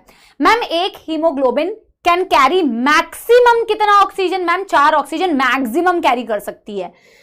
हर 100 ml ब्लड के पास मैम कितना हीमोग्लोबिन होता है? 15 ग्राम हीमोग्लोबिन होता है। 1 ग्राम हीमोग्लोबिन मैम कितना ऑक्सीजन कैरी कर सकता है? 1.34 ml कर सकता है कैरी ऑक्सीजन। तो यूनिटरी मेथड से अगर मैं देखूं मेरे 100 ml ब्लड के पास कितना ऑक्सीजन कैरी करने की कैपेसिटी है, मेरे 100 ml ब्लड के पास मैम 15 इंटू 1.34 यानी 20 ml ऑक्सीजन कैरी करने की कैपेसिटी होगी। Ma'am in NCERT it is given 5 ml। बेटा you did not read the NCERT correctly. हर साल बच्चा ये बात कहता है क्योंकि हर साल बेटा तुम्हारे जैसे ही बच्चा आता है, ठीक है? गलत पढ़ रहे हो तुम उसको, जो तुमने लाइन पढ़ी एनसीईआरटी की वो गलत पढ़ी है, इसलिए तुम्हें लग रहा है कि मैम 5 ml ऑक्सीजन है। उसमें डिलीवरी की बात करी है, ऑक्सीजन कितना डिलीवर करता है, तभी तो बेटा हम बोलते हैं कि आपको टीचर्स की जरूरत पड़ती है, क्योंकि आप एनसीईआरटी गलत रीड करते हो, ठीक है? तो मैं उसकी रीडिंग में भी आपको बताती हूँ। पहले एक बार एनसीईआरटी की ट्रांसपोर्ट ऑफ गैसेस वाला टॉपिक खोलो, और ट्रांसपोर्ट ऑफ गैसेस वाले टॉपिक में मैं एक बार आपको समझाती हूँ ये, ठीक है? तो आप अपना ट्रांसपोर्ट ऑफ गैसेस खोलो और देखो वहां पे क्या लिखा हुआ है। Blood is the medium of transport of oxygen and CO2। About 97% of oxygen is transported by RBC in the blood. By RBC का मतलब है by in bound state with haemoglobin, ठीक है? The remaining 3% of oxygen is carried in a dissolved state through plasma. 3% तो directly plasma में dissolve हो गया ना बच्चों, राइट? नियरली 20 से 25% of CO2 is transported by, अच्छा CO2 की तो हम बात ही नहीं कर रहे, CO2 की तो हम बात ही नहीं कर रहे, तो CO2 की हम अभी चर्चा नहीं करेंगे, ठीक है? यस, ठीक है। अभी देखो, अभी देखो, ये दिया हुआ है बेटा क्या, ट्रांसपोर्ट ऑफ ऑक्सीजन। अच्छा अब यहां पे देखना, haemoglobin is a red coloured iron containing pigment present in RBC. Oxygen can bind with haemoglobin in a reversible manner, यही मैंने बताया, रिवर्सिबल मैनर, रिवर्सिबल मैनर में बेटा बाइंड करती है टू फॉर्म ऑक्सी हीमोग्लोबिन। क्या बनाती है, ऑक्सी हीमोग्लोबिन बनाती है, ठीक है। Each hemoglobin can carry a maximum of 4 oxygen molecule. एक हीमोग्लोबिन मैक्सिमम कितना बेटा हीमोग्लोबिन कैरी कर सकती है, 4। क्यों मैक्सिमम 4 कैरी कर सकती है, क्योंकि है ही उसके पास 4 ऑप्शन, उसके पास 4 ही हीम है, 4 ही आयरन है, ठीक है। Binding of oxygen with haemoglobin is primary related to partial pressure of oxygen. अच्छा ये मैं भी आपको बताती हूँ, ठीक है, ये मैं भी आपको बताती हूँ। यहां तक क्लियर हो गया? जो बच्ची वो लाइन पूछ रही थी ना, वो ये वाली बात बोल रही थी, every 100 ml of oxygenated blood can deliver around 5 ml oxygen to tissues under normal condition. ये वाली बात वो बता रही थी, जो कि मैं अभी आपको बताऊंगी, आगे अभी समझाऊंगी। आई डोंट थिंक बेटा यहां तक आपको कोई भी मौत आ रही होगी, यहां तक आपको कोई दुखद समस्या, तो अगला टॉपिक स्टार्ट करें बच्चों, ठीक है। अब हम बेटा क्या पढ़ने वाले हैं कि ऑक्सीजन जो है हीमोग्लोबिन से कैसे कैसे सैचुरेट होती है। देखो ऐसा तो नहीं है बेटा कि एकदम से तुम्हारा ऑक्सीजन आया और हीमोग्लोबिन चार जो हीम के पास आयरन थे एकदम से चारों आयरन बाइंड कर गए, ऐसा तो नहीं होगा बेटा। हीमोग्लोबिन को धीरे धीरे बेटा क्या ऑक्सीजन से प्यार होता है, ऐसा नहीं है कि ऑक्सीजन आई और चारों बेटा हीम को एक ही साथ में कैप्चर कर लिया, नहीं, पहले एक बाइंड करेगी तो वो थोड़ा सा, क्या बोलते हैं इसको, सैचुरेट होना। जैसे तुमने केमिस्ट्री में भी बेटा सैचुरेशन वर्ड तो सुना ही होगा ना, कि पानी में चीनी डिसॉल्व करते हो तो पानी तुम्हारा सैचुरेट हो रहा है, सैचुरेट हो रहा है, और चीनी घोलोगे और सैचुरेट हो रहा है, और चीनी घोलोगे और सैचुरेट हो रहा है, फिर एक लेवल आता है जब सैचुरेट हो जाता है मैक्सिमम। ये सैचुरेशन वर्ड सुना है ना तुम लोगों ने? तो वैसे ही बेटा हीमोग्लोबिन भी धीरे धीरे सैचुरेट होता है भाई। अब अगर मैं आपसे कहूं कि ये रहा हीमोग्लोबिन, बनाना है ये आपको, ठीक है, तो आप इसे बनाइए। हीमोग्लोबिन के 4 हाथ थे, 4 हाथ मतलब बेटा हीम पार्ट के ना, हीम पार्ट में बेसिकली मैं हीम ही बनाती हूँ, हीमोग्लोबिन लिखूंगी ना, लेकिन हीमोग्लोबिन ही लिखो, कोई नहीं, हीमोग्लोबिन में मैं हीम पार्ट कहना चाह रही हूँ क्योंकि हीम के पास ही आयरन होता है। अब मैं कह रही हूं, अब मेरे को चैट्स ऑन करनी पड़ेगी क्योंकि मेरे को तुमसे आंसर चाहिए, ठीक है। तो अब मेरे को एक बात बताओ कि मैंने पहला ऑक्सीजन इससे बाइंड किया, तो ये बेटा पहला ऑक्सीजन जब इससे बाइंड करेगा तो ये कितना परसेंट सैचुरेटेड हुआ, कितना परसेंट सैचुरेटेड हुआ पहले बेटा ऑक्सीजन। अब मैं, आप इमेजिन करो, इन जनरल मैं आपसे कह रही हूं, जनरल, कि ऑक्सीजन आया, आपका एक हीमोग्लोबिन बेटा, एक हीम पार्ट आपका बाइंड हुआ, तो क्या हो गया बेटा, आपका हीमोग्लोबिन सैचुरेट हो रहा है। पहला सैचुरेशन होने में थोड़ा टाइम लगता है, पर धीरे धीरे जैसे ऑक्सीजन हीमोग्लोबिन से बाइंड करता रहता है ना बेटा, तो वो सैचुरेट होता जाता है। 25% saturated, very good, this is 25% saturated. फिर बेटा दूसरा हीमोग्लोबिन से भी बेटा ऑक्सीजन बाइंड कर गया, तो कितना परसेंट सैचुरेट हो गया, 50% सैचुरेट हो गया। इससे बेटा और ज्यादा बेटा एफिशिएंटली ऑक्सीजन आएगा और बाइंड करेगा। अब कितना बेटा ऑक्सीजन बाइंड कर गया, तीसरा ऑक्सीजन बाइंड कर गया, तो 75% आपका हीमोग्लोबिन सैचुरेट हो गया। और वैसे ही बेटा जैसे ही चौथा ऑक्सीजन आपके हीमोग्लोबिन से बाइंड करेगा तो 100% सैचुरेशन हो जाएगा। सैचुरेशन का मतलब समझ में आया? यस, कि एक बाइंड किया तो कम अभी बाइंडिंग हुई है, 25% सैचुरेटेड। 25 क्यों? क्योंकि टोटल 4 कर सकते हैं, 4 में सिर्फ एक ही किया तो 25%, 2 किए तो 50%, 3 किए तो 75%, और चारों के चारों बाइंड कर गए तो 100% सैचुरेशन। समझ आ रही है बच्चों बात? तो दिस इज कॉल्ड 100% सैचुरेशन। और यहां पे तुम्हें 100% सैचुरेशन दिख रही है, राइट? तो अब मैं तुम्हें बेटा एक ग्राफ बताऊंगी जो आपकी एनसीईआरटी में दिखाया हुआ है, ऑक्सीजन डिसोसिएशन कर्व, जिसमें तुम्हें partial pressure of oxygen x axis पर लिया है और यहां पे हीमोग्लोबिन का सैचुरेशन दिखाया है। और जब तुम पार्शियल प्रेशर ऑफ ऑक्सीजन के साथ में परसेंटेज सैचुरेशन प्लॉट करते हो हीमोग्लोबिन का, तो एक सिग्मोइड ग्राफ आता है। वो कैसे आता है और उस ग्राफ से क्या क्या चीजें समझनी है वो मैं अभी आपको समझाऊंगी, ठीक है। यहां तक तो कोई मौत नहीं आ रही। हेडिंग क्या डालोगे बेटा? Oxygen dissociation curve. हेडिंग क्या डालोगे? Oxygen dissociation curve. ठीक है, बिल्कुल प्यार से समझना बेटा, बिल्कुल आसान सी चीज है। ठीक है, एक ग्राफ प्लॉट किया एनसीईआरटी में,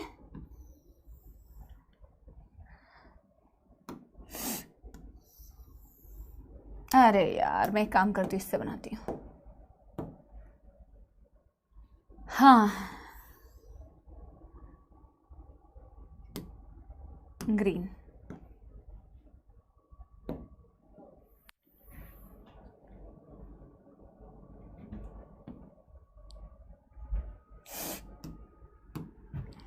ठीक है, नहीं एक्चुअल में ये बहुत ज्यादा एसी चल रहा है बेटा, जिसकी वजह से मुझे थोड़ा कोल्ड टाइप की फीलिंग हो रही है। ठीक है, सैचुरेशन का मतलब एक बच्चा कह रहा है कि मैम वापस से समझाओ। जैसे बेटा देखो, तुम मुझसे एक बार डाउट पूछोगे तो मैं तुम्हें आंसर दे दूंगी, दूसरी बार पूछोगे तो भी आंसर दे दूंगी, तीसरी बार पूछोगे आंसर दे दूंगी। अब तुम मुझे अगर बेटा बार बार तो मैं तुम्हारे सवालों से भर जाऊंगी। भर जाने का मतलब होता है सैचुरेट हो जाना। ठीक है, या फिर कोई स्पैम कर रहा है तो इग्नोर किया, फिर दूसरी बार इग्नोर किया, मेरा भी एक लेवल आएगा ना सैचुरेशन का कि यार बस। वैसे ही हीमोग्लोबिन तो कहेगा ना बस, अरे भाई मेरे पास और आर्म्स ही नहीं है, मेरे पास 4 ही जगह है भाई ऑक्सीजन से बाइंड करने के लिए। अब तुम मेरे पास ऑक्सीजन बाइंड कराओगे, मैं कहां से बाइंड करूंगा। ठीक है, अभी यहां पे मैं क्या कर रही हूं बेटा, मैं क्या कर रही हूं, एक्स एक्सिस पर मैं प्लॉट कर रही हूं partial pressure of oxygen mmHg में। ठीक है, और यहां पे मैं प्लॉट कर रही हूं, एनसीईआरटी में क्या दिया है, percentage saturation of haemoglobin with oxygen. अच्छा, मेरे को एक ट्रू है या फॉल्स है इसका आंसर देके एक बारी बताओ, एक बारी मेरे को एक बात बताओ, एक बारी मेरे को एक बात बताओ। अगर मैं तुमसे कहूं कि हीमोग्लोबिन सैचुरेट हो रहा है तो इनडायरेक्टली क्या तुम्हारा ब्लड भी सैचुरेट हो रहा है? एक बारी मेरे को एक बात बताओ, यस और नो। अगर मैं तुमसे कहूं कि तुम्हारा हीमोग्लोबिन सैचुरेट हो रहा है तो क्या मैं इनडायरेक्टली ये कह सकती हूं कि तुम्हारा ब्लड भी सैचुरेट हो रहा है? यस और नो, यस और no. Yes Gajendra, Harish, Saket, Isra, Lakhan, Priyanka, very good. Tithi, Aanchal, Anshika, very nice. Yes, haemoglobin saturate होने का मतलब है तुम्हारा ब्लड भी तो सैचुरेट हो रहा है। तो इसमें एक ग्राफ प्लॉट किया है कि अगर मैं परसेंटेज सैचुरेशन देखूं हीमोग्लोबिन का, कि हीमोग्लोबिन ऑक्सीजन से कैसे कैसे सैचुरेट हुआ है, मैं अगर उसको पार्शियल प्रेशर ऑफ ऑक्सीजन के अगेंस्ट में प्लॉट करूं तो हमें एक सिग्मोइड ग्राफ मिलता है, हमें एक सिग्मोइड ग्राफ मिलता है। इसका क्या मतलब है बेटा, ये सिग्मोइड कर्व है, पहले तो क्वेश्चन ही आता है, पहले तो क्वेश्चन ही आता है, ये सिग्मोइड है। ठीक है, ये ऐसा ग्राफ नहीं दिख रहा है, ये ऐसा ग्राफ नहीं दिख रहा है। देखो, सिग्मोइड ग्राफ का मतलब है कि कहीं ना कहीं बेटा यहां पे जैसे ये जैसे इस तरीके से होगा ना, यहां पे 10 है, 20 है, 30 है, 40 है, ऐसे कर करके बेटा कहीं पे 100 भी होगा, राइट। ठीक है, ये मैं मार्क नहीं कर रही, जैसे फॉर एग्जांपल इसका मतलब है जैसे जैसे ऑक्सीजन का पार्शियल प्रेशर बढ़ रहा है हीमोग्लोबिन सैचुरेट हो रहा है, पर इनिशियल सैचुरेशन आने में थोड़ा टाइम लगता है। मैंने बोला ना, एक ऑक्सीजन को बाइंड करने में थोड़ा टाइम लगता है, फिर बीच में एक टाइम आता है जब जैसे कि एक ऑक्सीजन बाइंड कर गया तो दूसरा जल्दी से बाइंड करेगा, तीसरा भी जल्दी से बाइंड करेगा। लेकिन ऐसा कभी नहीं होगा कि तुम पार्शियल प्रेशर बढ़ाते जा रहे हो, बढ़ाते जा रहे हो, तो ये जो सैचुरेशन है ये बढ़ती जाएगी, बढ़ती जाएगी, बढ़ती जाएगी, ऐसा कभी भी नहीं होगा। जस्ट लाइक सपोला, एक बच्चा कह रहा है एस शेप, ऐसा कभी नहीं होगा। सेगमेंट मतलब एस शेप कर्व, ऐसा नहीं होगा कि तुमने पार्शियल प्रेशर बढ़ाया तो देखो ये बढ़ाया तो सैचुरेशन बढ़ी, पार्शियल प्रेशर बढ़ाया सैचुरेशन बढ़ी, पार्शियल प्रेशर बढ़ाया सैचुरेशन बढ़ी, पार्शियल प्रेशर बढ़ाया सैचुरेशन बढ़ी, पार्शियल प्रेशर बढ़ाया सैचुरेशन बढ़ी। बट बेटा एक टाइम पीरियड आता है कि चाहे जितना मर्जी पार्शियल प्रेशर बढ़ा लो, अब उससे ज्यादा सैचुरेट नहीं कर पाओगे, उतना ज्यादा सैचुरेशन मतलब अब उससे बियॉन्ड सैचुरेट अब नहीं कर पाओगे। भाई एक हीमोग्लोबिन मैक्सिमम कितने ऑक्सीजन से बाइंड कर पा रहे? 4 से ही ना कर पाएगा। अब ऐसा थोड़ी है कि तुम और ऑक्सीजन देते जाओ तो वो और ज्यादा ऑक्सीजन से बाइंड कर जाएगा, ऐसा कभी नहीं होगा। तो percentage saturation of haemoglobin with oxygen ये जताता है कि भैया एक टाइम होगा जब ऑक्सीजन का 25% सैचुरेशन दिखा होगा हीमोग्लोबिन का, एक टाइम पे होगा जब 25% सैचुरेशन दिखा होगा, एक टाइम होगा जब 50% सैचुरेशन दिखा होगा, एक टाइम होगा जब 75% सैचुरेशन दिखा होगा, और एक टाइम होगा जब 100% ऑक्सीजन का सैचुरेशन दिखा होगा। लेकिन मैम इसके बियॉन्ड मैं अपनी हीमोग्लोबिन को सैचुरेट नहीं कर सकती हूं, चाहे जितना जितना जितना मर्जी ऑक्सीजन आ जाए, जितना मर्जी ऑक्सीजन का पार्शियल बढ़ जाए प्रेशर, मेरे को यहां पे फिर फिक्स ये दिखेगा। मेरी बात समझ आ रही है सभी को? मेरी बात ये समझ आ रही है? ठीक है, पहली बात तो मुझे ये बताओ कि ये समझ में आया कि यहां पे आके स्टेशनरी हो गया और ये एस शेप ग्राफ तुम्हें दिखा, एस शेप ग्राफ तुम्हें दिखा, ठीक है, राइट, ठीक है। अब बेटा मैं ना तुम्हें एक अतिरिक्त ज्ञान की बात बताऊंगी जो आपके एनसीईआरटी में नहीं है, बट ये काफी कंसेप्चुअल चीज है जिससे रिलेटेड मैं अगली क्लास में तुमसे क्वेश्चंस पूछूंगी। थोड़ा कॉन्सेप्ट बिल्ड करने वाला है, इसीलिए मैं ये चीज बता रही हूं। आपके एनसीईआरटी में नहीं, आपके एनसीईआरटी में शायद P50 वैल्यू यूज किया है वर्ड, चलो मैं एक बार चेक कर लूंगी, ठीक है, कि दिया है कि नहीं एनसीईआरटी में। मैं एक बार देख ही लेती हूँ कि ये P50 दिया है तुम्हारे एनसीईआरटी में। मुझे लगता नहीं है कि दिया हुआ है, नहीं या आगे कहीं पे दिया हुआ है, पर मैं ये कॉन्सेप्ट तुम्हें बताना चाहती हूँ, मैं तुम्हें एक कॉन्सेप्ट बता दूंगी, ठीक है। यहां तक तो कोई दुखद समस्या नहीं है, ठीक है।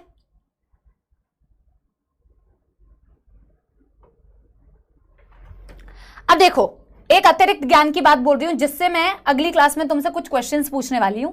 यहां पे तुम्हें बेटा एक पॉइंट दिख रहा है जहां तुम्हें 50% सैचुरेशन दिख रहा है, ठीक है।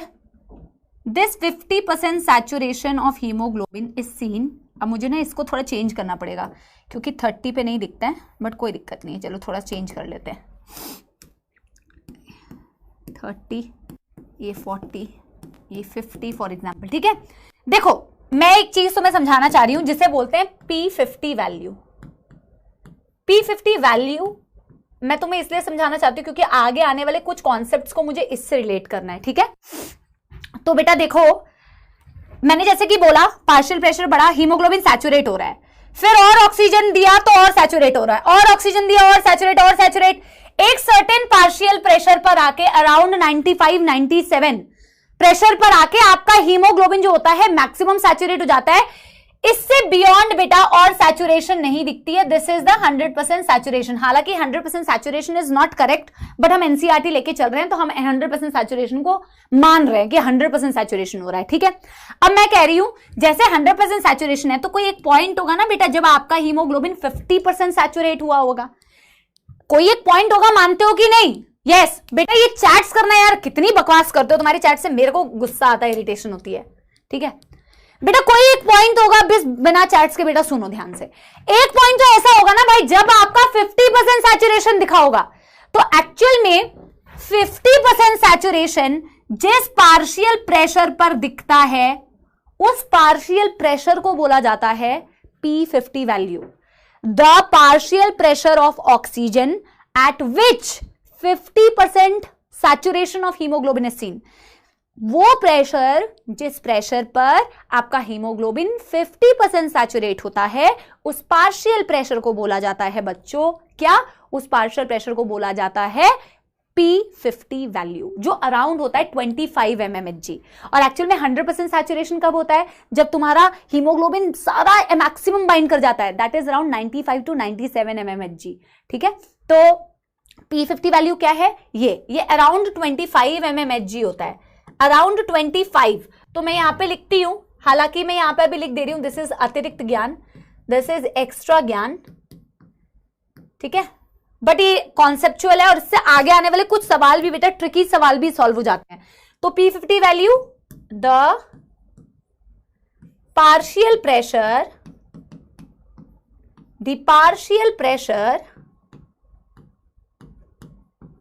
at which 50% hemoglobin is saturated। 50% haemoglobin is saturated, उसे बोला जाता है P50 वैल्यू, ठीक है। एक तो ये बात। अब बेटा छोटी छोटी बहुत इंपॉर्टेंट बातें, एनसीईआरटी की ऐसी लाइंस जिससे ऑक्सीजन डिसोसिएशन कर्व में कई बार क्वेश्चन आया है। पहला स्टेटमेंट, मैम ऑक्सीजन हीमोग्लोबिन से बाइंड करेगा, इसकी क्या कंडीशन है बेटा? बिल्कुल ध्यान से आराम से सुनो। जैसे कि अगर मैं तुमसे कहूं कि बेटा तुम अच्छे मार्क्स लेके आओ, तुम कहोगे कि मैम अगर मेरे को अच्छे मार्क्स लाने हैं तो मेरा कुछ कुछ रिक्वायरमेंट है जिसके बेसिस पर मैं अच्छे मार्क्स लेके आ सकता हूं। जैसे कि मैम रेगुलर लेक्चर्स होने चाहिए, ठीक है मैम, मेरे पास मेरे नोट्स होने चाहिए, मैम रेगुलर टेस्ट होने चाहिए जिससे मैं एनालिसिस कर पाऊं टेस्ट की, और मेरे को 3 टाइम का खाना आराम से मिलना चाहिए। मैं हाइपोथेटिकल बोल रही हूं, जैसे कि ये तुम्हारी शर्तें हैं, ठीक है। अब इन शर्तों में सपोज तुम्हारा एक शर्त है जो किसी भी कीमत पे होना ही चाहिए, जिसके बिना तुम नहीं चला सकते, दैट इज कि टाइमली क्लास होनी चाहिए, ठीक है। हो सकता है 3 टाइम की जगह 2 टाइम खाना मिले तो भी तुम कर लोगे, हो सकता है प्रॉपरली टेस्ट ना हो तो भी तुम कर लोगे, पर तुमने ये कहा कि मैम मैं अच्छा स्कोर कर सकता हूं, ये कंडीशंस तो मेरी है, पर मेरी मेन कंडीशन ये है कि मेरे लेक्चर्स जो है मेरे को टाइमली मिल जाए और मेरे नोट्स मुझे टाइमली मिल जाए। मेरी बात समझ रहे हो? पहले मेरे को चैट्स इनेबल करने पड़ेंगे, ये नालायक फिर से बात करने लग जाएंगे कुछ लोग ना। मेरी बात समझ रहे हो? तुम्हारे पास कंडीशंस बहुत सारी है, बट इसमें से कुछ है जो मेन कंडीशन है, जो तुम्हारी होनी चाहिए, और ये बाकी सारी चीजें जो है वो कहीं ना कहीं से तुम्हारे मार्क्स लाने को इन्फ्लुएंस कर सकती है। कि अगर तुम्हें खाना ढंग से ना मिले तो भाई तुम भूखे ही मर जाओगे, है ना। तो तुम्हें ऐसा लगेगा कि यार भूख लग रही है तो पढ़ाई में मन नहीं लगेगा, टेस्ट नहीं हो रहा है तो एनालिसिस नहीं कर पाओगे तो नंबर अफेक्ट होंगे, ठीक है। ये सारी सेकेंडरी चीजें, लेकिन ये सेकेंडरी चीजें कहीं ना कहीं तुम्हारे नंबर लाने को इंपैक्ट करती है, राइट? समझ रहे हो मेरी बात? ठीक है, एक मेन चीज और बाकी सारी चीजें तुम्हारे मार्क्स को कहीं ना कहीं इंफ्लुएंस कर रही है। वैसे ही ऑक्सीजन हीमोग्लोबिन से बाइंड करेगा या नहीं करेगा, उसका मेन इंफ्लुएंस होता है कि what is the partial pressure of oxygen. अगर पार्शियल प्रेशर ऑफ ऑक्सीजन तुम देखोगे, वो मेन क्राइटेरिया होता है कि ऑक्सीजन बाइंड करना चाहिए या ऑक्सीजन अनबाइंड करना चाहिए, अनबाउंड होना चाहिए हीमोग्लोबिन से, ठीक है। सो अब फॉर एग्जाम्पल बेटा हाइपोथेटिकली, जैसे अगर तुम लंग्स के साइड पर देखो तो वहां पे ऑक्सीजन बाइंड होती है हीमोग्लोबिन से या डिसोसिएट होती है? मेरे को एक बात बताओ, ऑक्सीजन बाइंड होती है डिसोसिएट होती है? लंग्स पर, लंग्स वाली जगह पर ऑक्सीजन बाइंड करती है, पर अगर तुम टिश्यू वाली जगह पर देखोगे तो वहां पे ऑक्सीजन हीमोग्लोबिन से अलग हो जाती है, दूर हो जाती है। बाइंड होगी या दूर होगी, उसको मेन जो फैक्टर बेटा इन्फ्लुएंस करता है वो खुद ऑक्सीजन का पार्शियल प्रेशर होता है, ठीक है। तो ऑक्सीजन अगर लंग्स पे बाइंड करती है या फिर टिश्यू के पास आने के बाद वो अनबाइंड हो जाती है या डिसोसिएट हो जाती है, उसको डिसाइड करने वाला मेन फैक्टर कौन? Main factor partial pressure of oxygen. NEET में आया हुआ सवाल। ऑफ कोर्स बेटा, आप लंग्स का पार्शियल प्रेशर आप देखते हो, लंग्स पे पार्शियल प्रेशर ऑफ ऑक्सीजन ज्यादा होता है, तभी तो हाई टू लो में ऑक्सीजन इजीली डिफ्यूज जाती है। तो वहां का पार्शियल प्रेशर ये डिसाइड कर रहा है कि ऑक्सीजन बाइंड करेगी वहां पे या नहीं करेगी। और टिश्यू में तुम देखते हो कि ऑक्सीजन का पार्शियल प्रेशर कम होता है, जिसकी वजह से ऑक्सीजन अपोजिट डायरेक्शन में जाती है और एक्चुअल में वो डिसोसिएट हो रही होती है, जिसको तुम आगे डायग्राम्स में डिटेल में पढ़ोगे। लेकिन तुम्हें अभी तो पार्शियल प्रेशर तो थोड़ा सा पता ही है ना यार, कि ऑक्सीजन का क्या होता है लंग्स में, टिश्यूज में क्या होता है ऑक्सीजन का, राइट। तो मेन जो बेटा फैक्टर, डिसाइडिंग फैक्टर जो ये डिसाइड करता है कि हीमोग्लोबिन बाइंड होगी ऑक्सीजन से या ऑक्सीजन हीमोग्लोबिन से डिसोसिएट होगा, that main factor is partial pressure of oxygen. But other factors like partial pressure of CO2, like hydrogen ion concentration, like temperature of that area, all these factors also affect the binding and dissociation. Basically they affect the oxygen dissociation curve. क्योंकि ये oxygen dissociation curve कह क्या रहा है कि pressure of oxygen कैसे impact कर रहा है ऑक्सीजन की डिसोसिएशन को, एसोसिएशन को, है ना। मेनली तो प्रेशर इससे रिलेटेड है, but factors like CO2, hydrogen ion and temperature भी ये डिसाइड करती है कि ऑक्सीजन अफेक्ट करती है, ठीक है। PH, Supriya, hydrogen ion concentration का मतलब ही इनडायरेक्टली पीएच हो गया। पहले मेरे को ये बात बताओ कि जो बेटा कहानी मैंने तुम्हें अभी बताई ये तुम्हें समझ आई, ठीक है।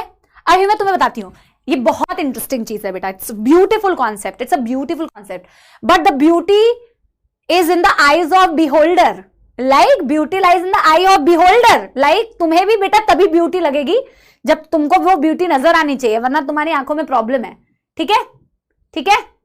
तो एनसीईआरटी की एक रीडिंग मैं तुम्हें कराती हूं, ठीक है। एनसीईआरटी की पहले एक रीडिंग कराती हूं, ताकि तुम्हें थोड़ा सा पहले एनसीईआरटी से रिलेट हो, ठीक है। पहले एनसीईआरटी की रीडिंग, और आपने आंसर दे दिया है। अभी मैं क्या करती हूं, इसको थोड़ा सा ये करती हूं, डिसेबल करती हूं, ठीक है। चलो अभी देखो बेटा क्या लिखा हुआ है, एनसीईआरटी ने क्या लिखा हुआ है, देखो। Binding of oxygen with haemoglobin is primarily related to partial pressure of oxygen. सिर्फ बाइंडिंग ही नहीं, बाइंडिंग या डिसोसिएशन दोनों चीजें, बट क्योंकि यहाँ पे मैं परसेंटेज सैचुरेशन, मैं बाइंडिंग ही दिखा रही हूँ कि कैसे कैसे हीमोग्लोबिन सैचुरेट होता जाता है ऑक्सीजन से बाइंड करके, तो यहाँ पे मैं बाइंडिंग की बात कर रही हूँ। बट बाइंडिंग हो या डिसोसिएशन, ऑक्सीजन बाइंड करना चाहिए हीमोग्लोबिन से या अलग हो जाना चाहिए, वो किस फैक्टर पर डिपेंड करेगा, वो मेनली तो ऑक्सीजन का क्या पार्शियल प्रेशर है उस पर डिपेंड करेगा, बट वो अदर फैक्टर्स, देखो ये मैं एक बहुत ही फनी एग्जांपल से तुम्हें रिलेट करा सकती हूँ। जैसे समझ लो बेटा, हीमोग्लोबिन और ऑक्सीजन क्या है, हस्बैंड वाइफ।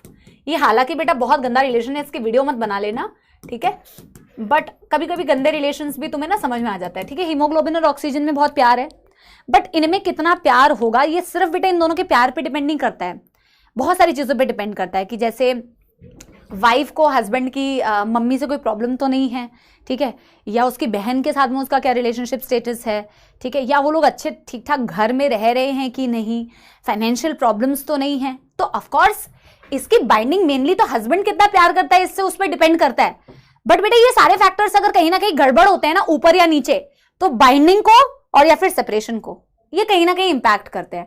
तो आप CO2 को, हाइड्रोजन आयन कंसंट्रेशन को, पीएच को क्या मान सकते हो, हस्बैंड की मम्मी या हस्बैंड की बहन या हस्बैंड और वाइफ का दोनों का घर, ठीक है, क्योंकि दोनों का ही होना चाहिए बेटा, हस्बैंड थोड़ी सारी रिस्पॉन्सिबिलिटी तुम्हारी लेके बैठेगा। हाँ सुनो मेरी बात, क्या मेरी बात ये समझ में आई बेटा? एक मेरे को बताओ, ये थोड़ा सा गंदा रिलेशन मैंने समझाया, पर आई थिंक ये समझ में ज्यादा आएगा इस तरीके से कि मेनली तो यार दोनों साथ रहेंगे या नहीं वो इस पर डिपेंड करेगा कि भैया दोनों के बीच में कितना प्यार है, ठीक है, बट बाकी सारे फैक्टर्स इनके रिलेशनशिप को कहीं ना कहीं इंपैक्ट करते हैं, ठीक है।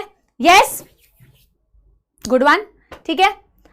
अभी सुनो आगे मेरी बात बच्चों, यस, हाँ अभी आगे मेरी बात सुनना। हाँ चलो चैट्स अब वापस से क्या कर दिया जाए। हाँ तो बेटा देखो ऐसे ही रिलेट किया जाता है, ठीक है। Binding of oxygen with haemoglobin is primarily related to partial pressure of oxygen. NEET का सवाल था, असर्शन रीजन का, स्टेटमेंट बेस्ड क्वेश्चन था। But partial pressure of CO2, hydrogen ion concentration, temperature are other factors which can interfere with this binding. वो इस binding को interfere कर सकते हैं। अब आगे देखना कैसे इंटरफेयर करते हैं, वो मैं आगे आपको पढ़ाऊंगी। A sigmoid curve is obtained when percentage saturation of hemoglobin with oxygen is plotted against partial pressure of oxygen. Sigmoid curve तो तुम्हें मिल ही रहा है। This curve is called as oxygen dissociation curve and is highly useful in understanding the effect of factors like CO2, hydrogen ion concentration, etc. on the binding of hemoglobin. ये line बहुत ही important है। ये line कहती है कि mainly oxygen जो है उसका प्रेशर ही डिसाइड करता है कि उसकी बाइंडिंग कैसे होगी, लेकिन ये कर्व ये जानने में बहुत यूजफुल है कि बाकी जो अदर फैक्टर्स है। यार एसी का टेम्परेचर थोड़ा चेंज करके आ जाओ, बहुत ठंडा कर दिया है। नहीं अभी वापस से 24-25 कर दो। हाँ तो जो क्या है ये फैक्टर्स बेटा कैसे आपके बाइंडिंग को अफेक्ट करते हैं वो इस ऑक्सीजन डिसोसिएशन कर्व से आपको समझ में आएगा। बट मैं ना इसको बेटा नए पेज से बनाऊंगी, तो आपको यहां तक तो समझ में आ गया ना, तो यहां तक के बाद बेटा आप आगे कंटिन्यूएशन करना। तो मैं ना सम इंपॉर्टेंट पॉइंट्स करके कुछ पॉइंट्स लिख रही हूं, ठीक है। बहुत ब्यूटीफुल चीज है, देखना बेटा बहुत ब्यूटीफुल। हर साल मुझे बच्चों से बाद में पढ़ाने के बाद ये समझ में आता है कि उनको ये कॉन्सेप्ट बहुत अच्छे से समझ में आया। होपफुली वो तुम्हारे साथ भी हो, ठीक है। देखो सम इंपॉर्टेंट पॉइंट्स करके हम लिखते हैं, सम इंपॉर्टेंट पॉइंट्स, ठीक है। तो सम इंपॉर्टेंट पॉइंट्स में हम नंबर 1 इंपॉर्टेंट पॉइंट लिखते हैं, binding of oxygen to hemoglobin is primarily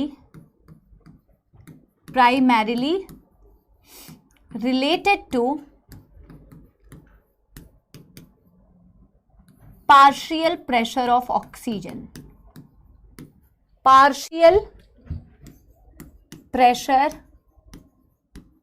of oxygen यानी कि PO2, इस पर मेनली डिपेंड करता है।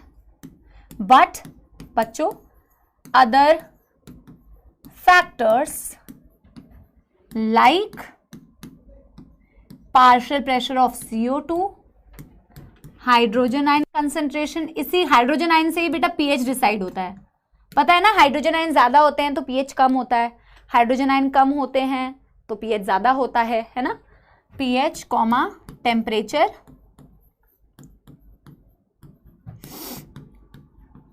are other factors like are known to affect this binding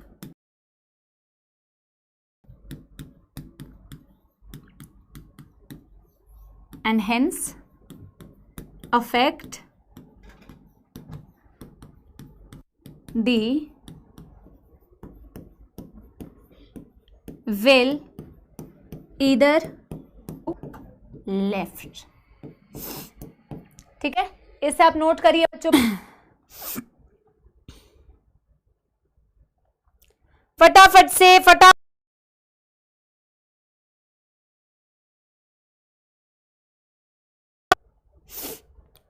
2 minute के बाद ही बेटा मैं क्या करूंगी, ऑन करूंगी आपका ये।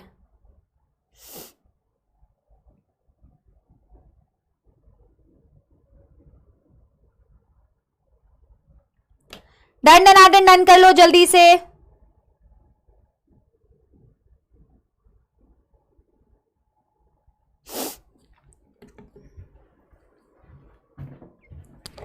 वही बेटा कहानी है जो कहानी आपने वहां पे पढ़ी। एक होमवर्क दूंगी और एक समझाऊंगी, ये एज यूजुअल मेरा रहता है कि इसमें से एक मैं समझाती हूँ और एक मैं आपको होमवर्क देती हूँ। ये आपको अभी पता नहीं है, अभी मैं आपको समझा रही हूँ what is the meaning of shift to left, what is the meaning of shift to right. ठीक है, हाँ थर्ड पॉइंट अभी आपको नहीं पता है, थर्ड पॉइंट मैं अभी आपको समझाऊंगी। आपको 2 पॉइंट्स मैंने अभी समझाए, तीसरा पॉइंट मैं आपको समझाऊंगी। ये जो बेटा आपने ग्राफ बनाया था, ये ग्राफ आपने एक स्टैंडर्ड ग्राफ बनाया था। स्टैंडर्ड ग्राफ का मतलब एक स्टैंडर्ड चीज आपने पढ़ी कि यार अगर ऑक्सीजन हीमोग्लोबिन से बाइंड करता है तो पहले 1 बाइंड करता है 25% सैचुरेशन, 2 बाइंड करता है 50% सैचुरेशन, 3 बाइंड करता है 75% सैचुरेशन और 4 बाइंड करता है तो 100% सैचुरेशन। तो मेन कि वो बाइंड करेगा या कितना करेगा वो इस पर डिपेंड करता है कि उसका क्या पार्शियल प्रेशर है, राइट। मेन तो इस पर डिपेंड करता है। पर मैम इसमें जो कलेश करवाने वाले फैक्टर्स होते हैं वो फैक्टर्स होते हैं hydrogen ion concentration, CO2, temperature. कैसे कलेश करवाते हैं, कलेश करवाते हैं या नहीं करवाते हैं या ज्यादा प्यार बढ़ाते हैं, ये डिपेंड करेगा कि ये फैक्टर्स काम कैसे कर रहे हैं। ठीक है, जैसे अगर बेटा हस्बैंड और वाइफ के बीच में और ज्यादा प्यार होगा, अगर जो हमारी ऑफकोर्स अब ये ना बेटा रिलेशन उसमें ना बोलना ही नहीं चाहिए, क्योंकि देखो ये ना बड़ी म्यूचुअल सी चीज होती है। अगर लड़की अच्छे से बिहेव करेगी तो सास भी अच्छे से बिहेव करेगी, अगर सास अच्छे से बिहेव करेगी तो लड़की भी अच्छे से, डॉटर इन लॉ भी अच्छे से बिहेव करेगी, तो काफी म्यूचुअल है। तो बेटा काफी रिलेशनशिप एडवाइसेस पे ना जाते हुए मैं नॉर्मल हीमोग्लोबिन और ऑक्सीजन तक ही रहती हूँ। बड़ा कॉम्प्लिकेटेड टॉपिक है तो मैं इस कॉम्प्लिकेटेड टॉपिक पे बढ़ना नहीं चाहती, क्योंकि फिर मेरे पे बड़े सवाल उठेंगे। अच्छा मैम, अच्छा यानी कि सास अच्छी होनी चाहिए तभी बहू अच्छी होगी मैम। अच्छा बहू का तो कोई लेना देना नहीं है, मतलब तुम ना मेरे को ही कलेश करवा दोगे यहाँ पे। तो I am not going to go into the topic जो मेरे लिए बेटा प्रॉब्लमेटिक हो सकता है। मैं अपने बेटा नॉर्मल काम से काम रखती हूँ, ठीक है। हाँ बेटा मैं अपने काम से काम रखती हूँ। बेटा जिंदगी में सबसे ज्यादा सुखी वही इंसान रहता है जो अपने काम से काम रखता है। हाँ सुनो मेरी बात, मैं ये कह रही हूं, ये जो आपने बेटा एक ग्राफ बनाया था अभी, हाँ हाँ अभी कुछ लोग वो लेके आ जाएंगे, मैम हस्बैंड तो बेचारा मैम फंसी जाएगा मैम। हाँ तो यार मैं I am not going to say anything. Yes तो बेटा ये देखो, अब बेटा एक होमवर्क देने वाली हूं, 15 मिनट का टाइम है, तो एक वाले पार्ट को समझ लो ताकि दूसरा वाला पार्ट तुम आराम से कर पाओ। बेटा ये देखो, एक तो हमने नॉर्मल सिग्मोइड ग्राफ बनाया था ना ऐसा, एक तो तुमने नॉर्मल सिग्मोइड ग्राफ बनाया था ना, जहां तुमने ये कहा, तुमने ये बेसिक अंडरस्टैंडिंग रखी कि ma'am partial pressure of oxygen, और अगर हम percentage saturation of haemoglobin with oxygen, तो हमें मैम एक क्या मिलता है, एक सिग्मोइड ग्राफ मिलता है। ये एक मैंने जनरल आपसे एक बात कही थी, मैम फिर से ड्रॉ करना है। यस बेटा फिर से ड्रॉ करना है। ये मैंने आपसे एक जनरल बात कही थी कि यार ऑक्सीजन का पार्शियल प्रेशर बढ़ता गया, हीमोग्लोबिन सैचुरेट होता गया, और बढ़ता गया और सैचुरेट होता गया, और बढ़ता गया और सैचुरेट होता गया। लेकिन इसका मतलब ये नहीं है बेटा कि हीमोग्लोबिन से तुम जितना मर्जी सैचुरेशन करा लोगे, उसकी भी बेटा एक लिमिट होती है। एक टाइम के बाद आपको एकदम ये इस तरीके का वो मिलेगा, इसकी स्टेशनरी, इसके बाद और कोई सैचुरेशन उसका नहीं बढ़ रहा है। राइट बच्चों? यस। अब देखो बच्चों, मैं आपको एक चीज समझाना चाह रही थी कि यार देखो ये ग्राफ जो है ना बेटा, डिपेंडिंग ऑन हीमोग्लोबिन और ऑक्सीजन जो बाइंड करेगा या बाइंड नहीं करेगा, प्यार ज्यादा होगा या नहीं होगा, ये डिपेंड करेगा और अदर फैक्टर्स पे भी, that is partial pressure of CO2, hydrogen ion and temperature, जिसके बेसिस पर ये ग्राफ, या तो देखो ग्राफ अगर इस साइड में शिफ्ट हो रहा है तो राइट हैंड है ना, तो राइट साइड शिफ्ट हो रहा है, और अगर देखो इस साइड में शिफ्ट हो रहा है बेसिकली, तो राइट साइड शिफ्ट हो रहा है। This is called as shift to right, this is called as shift to right. और अगर ग्राफ आपको इस तरीके से बेटा शिफ्ट होते हुए नजर आ रहा है, this is called as shift to left, ये इस तरफ पे शिफ्ट हो रहा है लेफ्ट साइड, तो this is called shift to left. मेरी बात समझ रहे हो? दिस पिंक वन ग्राफ इस साइड शिफ्ट हुआ, this is called shift to right, this is called shift to right. और येलो वाला जो है बेटा, this is called as shift to left. एक अगर आपको समझ में आ जाए तो दूसरा एग्जैक्टली अपोजिट होता है, ठीक है? दूसरा एग्जैक्टली अपोजिट होता है, ठीक है? ठीक है, अब मैं आपको समझाऊं बच्चों। यस, तुम लोग बेटा बहुत बातें करने लगते हो, चलो। यस, ठीक है। तो मैंने बोला, एक तो मैंने जो ग्रीन कलर का आपको पढ़ाया था वो मैंने एक स्टैंडर्ड आपको समझाने की कोशिश की थी कि एक स्टैंडर्ड तरीके से होता क्या है कि यार ऑक्सीजन आता है, हीमोग्लोबिन बाइंड करता है, सैचुरेट होता है, ऑक्सीजन आता है, हीमोग्लोबिन बाइंड करता है, एक सिग्मॉइड ग्राफ मिलता है। अगर मुझे ग्राफ राइट साइड शिफ्ट होती जा रही है तो इससे मुझे क्या समझना है, और अगर मेरे को ग्राफ इसके कंपैरिजन में लेफ्ट साइड शिफ्ट होते हुए दिख रही है तो मुझे क्या समझना है। पहले मैं आपको पूरा समझाऊंगी, रिलेट कराऊंगी, फिर बेटा आप खुद अपना दिमाग लगा के बताना कि आपको समझ आया कि नहीं। बेसिकली पहली बात मैं आपको यह बताना चाहती हूं कि जब ग्राफ राइट साइड शिफ्ट होती है, इसका मतलब निकलता है डिसोसिएशन ऑफ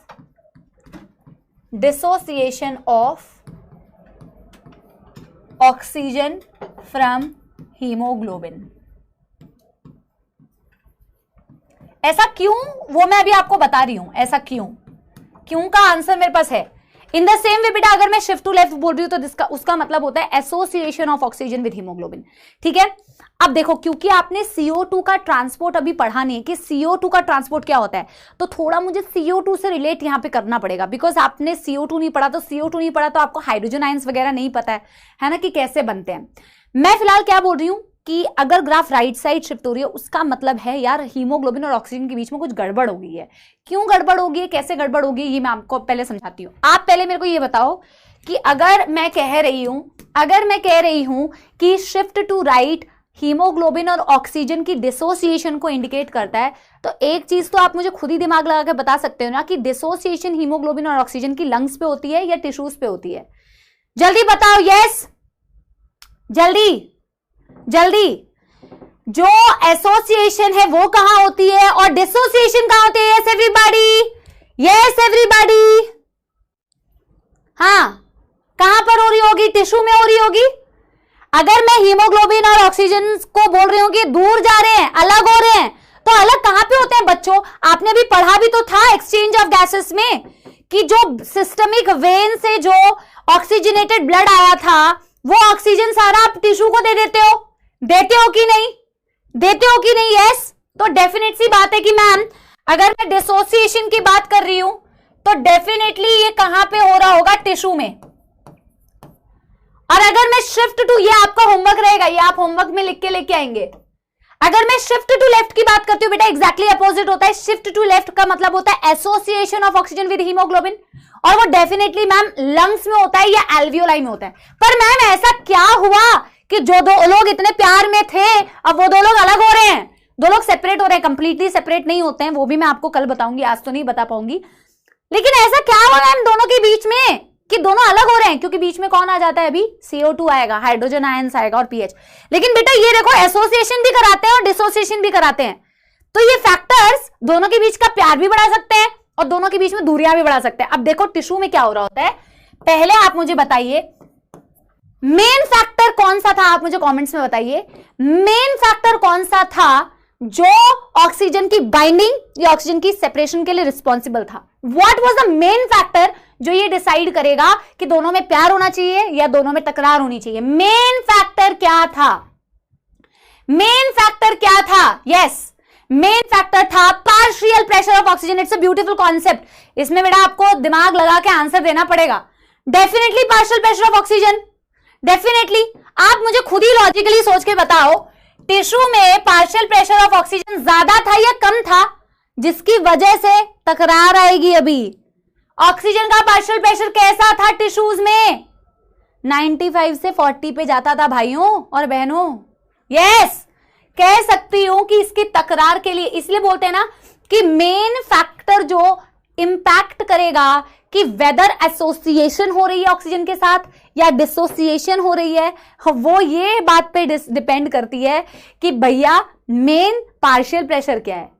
एल्वेओलाई में एसोसिएशन इसीलिए होती है क्योंकि वहां ऑक्सीजन का पार्शियल प्रेशर ज्यादा होता है और यहां ऑक्सीजन का पार्शियल प्रेशर कम होता है।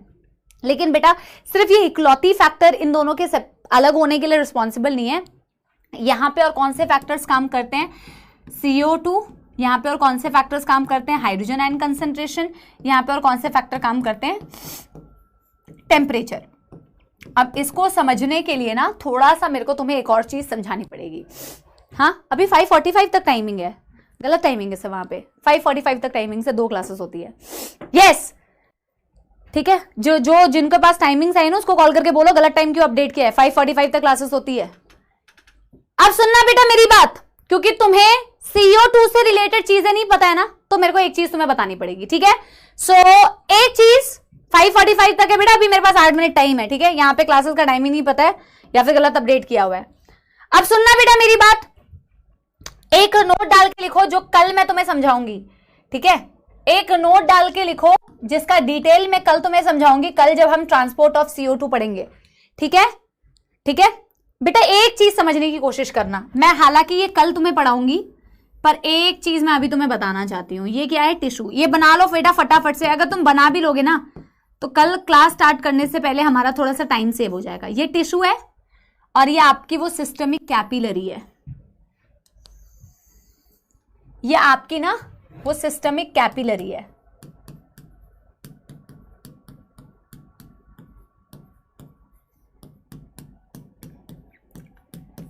ठीक है।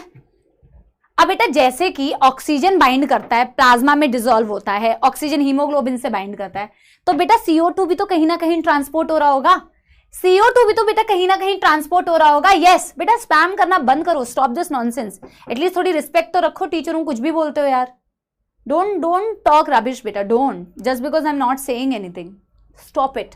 It's not nice, it's not good, it's very disrespectful, don't do that, ठीक है। सुनो यहाँ पे बेटा मैं क्या बोल रही हूँ, टिश्यूज है और आपके पास सिस्टमिक कैपिलरी है, ठीक है ना। जैसे बेटा लंग्स में ऑक्सीजन बेटा लंग्स से कहाँ गई? ब्लड में गई, प्लाज्मा में मिक्स हो गई और हीमोग्लोबिन से अटैच हो गई। वैसे CO2 भी तो बेटा कहीं ना कहीं ब्लड में ही डिसॉल्व होकर ट्रांसपोर्ट हो रही होगी ना, राइट। तो यहाँ पे देखो, जो आपका टिश्यू CO2 बना रहा है, जो आपका टिश्यू CO2 बना रहा है बच्चा पार्टी, वो CO2 भी तो कहीं ना कहीं ऐसे ही ट्रांसपोर्ट हो रहा होगा भाई। अब जरा देखो, ये आपका RBC जो हम कल पढ़ेंगे एक्चुअल में, हम कल पढ़ेंगे, पर चलो तुम्हारा इंट्रोडक्शन आज ही हो गया। ये आपकी ब्लड में RBC है। हीमोग्लोबिन सिर्फ बेटा ऑक्सीजन से ही थोड़ी बाइंड करती है, हीमोग्लोबिन CO2 से तो बाइंड करेगी, ठीक है, ठीक है। अब देखो यहां, यस देखो यहां, सारे स्पैमर्स ना एकदम लास्ट में आ ही जाते हैं। शट अप यार। हाँ अभी देखो CO2 बेटा यहां जाती है ना, कल आप पढ़ोगे कि कल मैं पढ़ाऊंगी, तो अभी मुझे जो चीज की रिक्वायरमेंट है ना मैं सिर्फ वो समझा रही हूं कि CO2 का ट्रांसपोर्ट कैसे होता है, वो तो कल पढ़ेंगे। CO2 पता है क्या करती है बेटा? आपके हीमोग्लोबिन से बाइंड करती है ऐसे। जब CO2 का ट्रांसपोर्ट होना होता है तो वो ऐसे हीमोग्लोबिन से बाइंड करती है, और हीमोग्लोबिन यूजुअली आपके ब्लड में ना HbH के फॉर्म में प्रेजेंट होता है, जिसे बोलते हैं हीमोग्लोबिनिक एसिड। हीमोग्लोबिन यूजुअली कैसे प्रेजेंट होता है? हाइड्रोजन आयंस के साथ कंबाइंड फॉर्म में, HbH के फॉर्म में यूजुअली प्रेजेंट होता है। तो हीमोग्लोबिन बेटा ऐसे हीमोग्लोबिन CO2 से बाइंड करता है, तो एक्चुअल में इस तरीके की रिएक्शन होती है जो कल मैं आपको पढ़ाऊंगी। जैसे ऑक्सीजन बाइंड करता है वैसे बेटा CO2 भी बाइंड करेगा, तो एक हाइड्रोजन आयन रिलीज करेगा, ठीक है।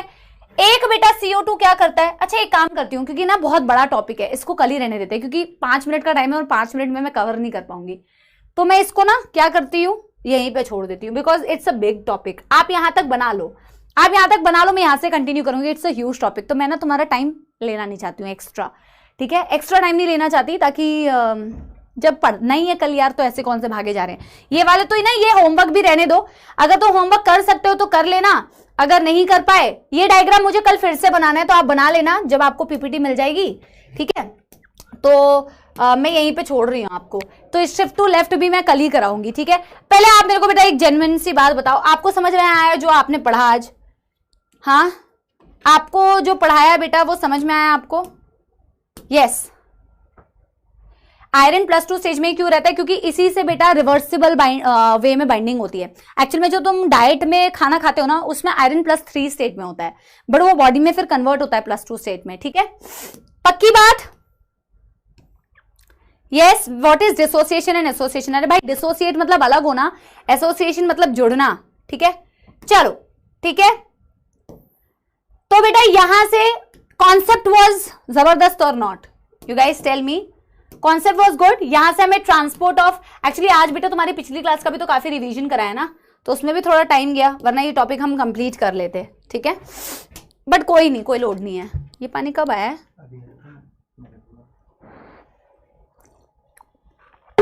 जिसको ये कॉन्सेप्ट समझ नहीं आया, यानी कि आपको कॉन्सेप्ट्स में प्रॉब्लम है बेटा, because this is one of the most conceptual topic of this chapter, ठीक है। हाँ बेटा देखो, गाने की हालत मेरी है नहीं अभी, ठीक है, तो फिर भी क्योंकि तुम बोल रहे हो तो मैंने लक्ष्य में जो गाना सुनाया था वही मैं तुम्हें सुना देती हूँ, ठीक है, तो दोनों का बैलेंस हो जाएगा, ठीक है। हाँ, ये गोरी नदियों का चलना उछल कर के जैसे अलहड़ चले पी से मिलकर, ये गोरी नदियों का चलना उछल कर के जैसे अलहड़ चले पी से मिलकर, प्यारे प्यारे ये नज़ारे बाहर है हर कहीं, सुहाना सफ़र और ये मौसम हंसी, सुहाना सफ़र और ये टॉपिक हंसी, हमें डर है हम खो न जाए कहीं, सुहाना सफ़र और ये मौसम हंसी। Thank you very very much बच्चों, पढ़ाई करते रहो, that is the most important thing. जो आज मैंने आपसे बातें की है, आप किस तरीके से इंप्रूव कर सकते हो बेटा, उस चीज पे जरूर काम करना। आप कहीं से भी बेटा कितनी भी मोटिवेशन लेक्चर देख लो, आप कहीं से भी टिप्स एंड ट्रिक्स सुन लो, आप कहीं से भी कितनी भी स्ट्रैटेजी वीडियो बना लो, लेकिन वो कुछ भी फॉलो नहीं होगा अगर आप करोगे नहीं। तो it's you who can actually बेटा डू इट। तो आप खुद बेटा वो फैक्टर बनो और आप खुद डिसाइड करो, ठीक है। कहीं इधर उधर से 4 बातें सुन ली और खुद किया ही नहीं कुछ, तो कोई फायदा नहीं है, ठीक है। तो आप कर सकते हो बच्चों, कोई डिमोटिवेशन वाली बात नहीं है, this is the right time to do it, ठीक है। Thank you very very much बेटा, स्टे मोटिवेटेड ऑलवेज, ठीक है। जीवन बहुत ही बेटा आपके पास सुहाना आने वाला है, प्लेंटी ऑफ गुड थिंग्स बेटा, आप कितने अच्छी चीजें कर रहे होगे जीवन में, ठीक है। बहुत छोटा सा एक जीवन का एक फेज है, don't use such big big words अभी ना, ये डिमोटिवेशन, डिप्रेशन, ठीक है, ऐसी इतनी बड़ी बड़ी चीजों पे अभी मत जाओ, कीप इट सिंपल, ठीक है। Thank you very much, love you all, bye bye, see you in the next class, thank you.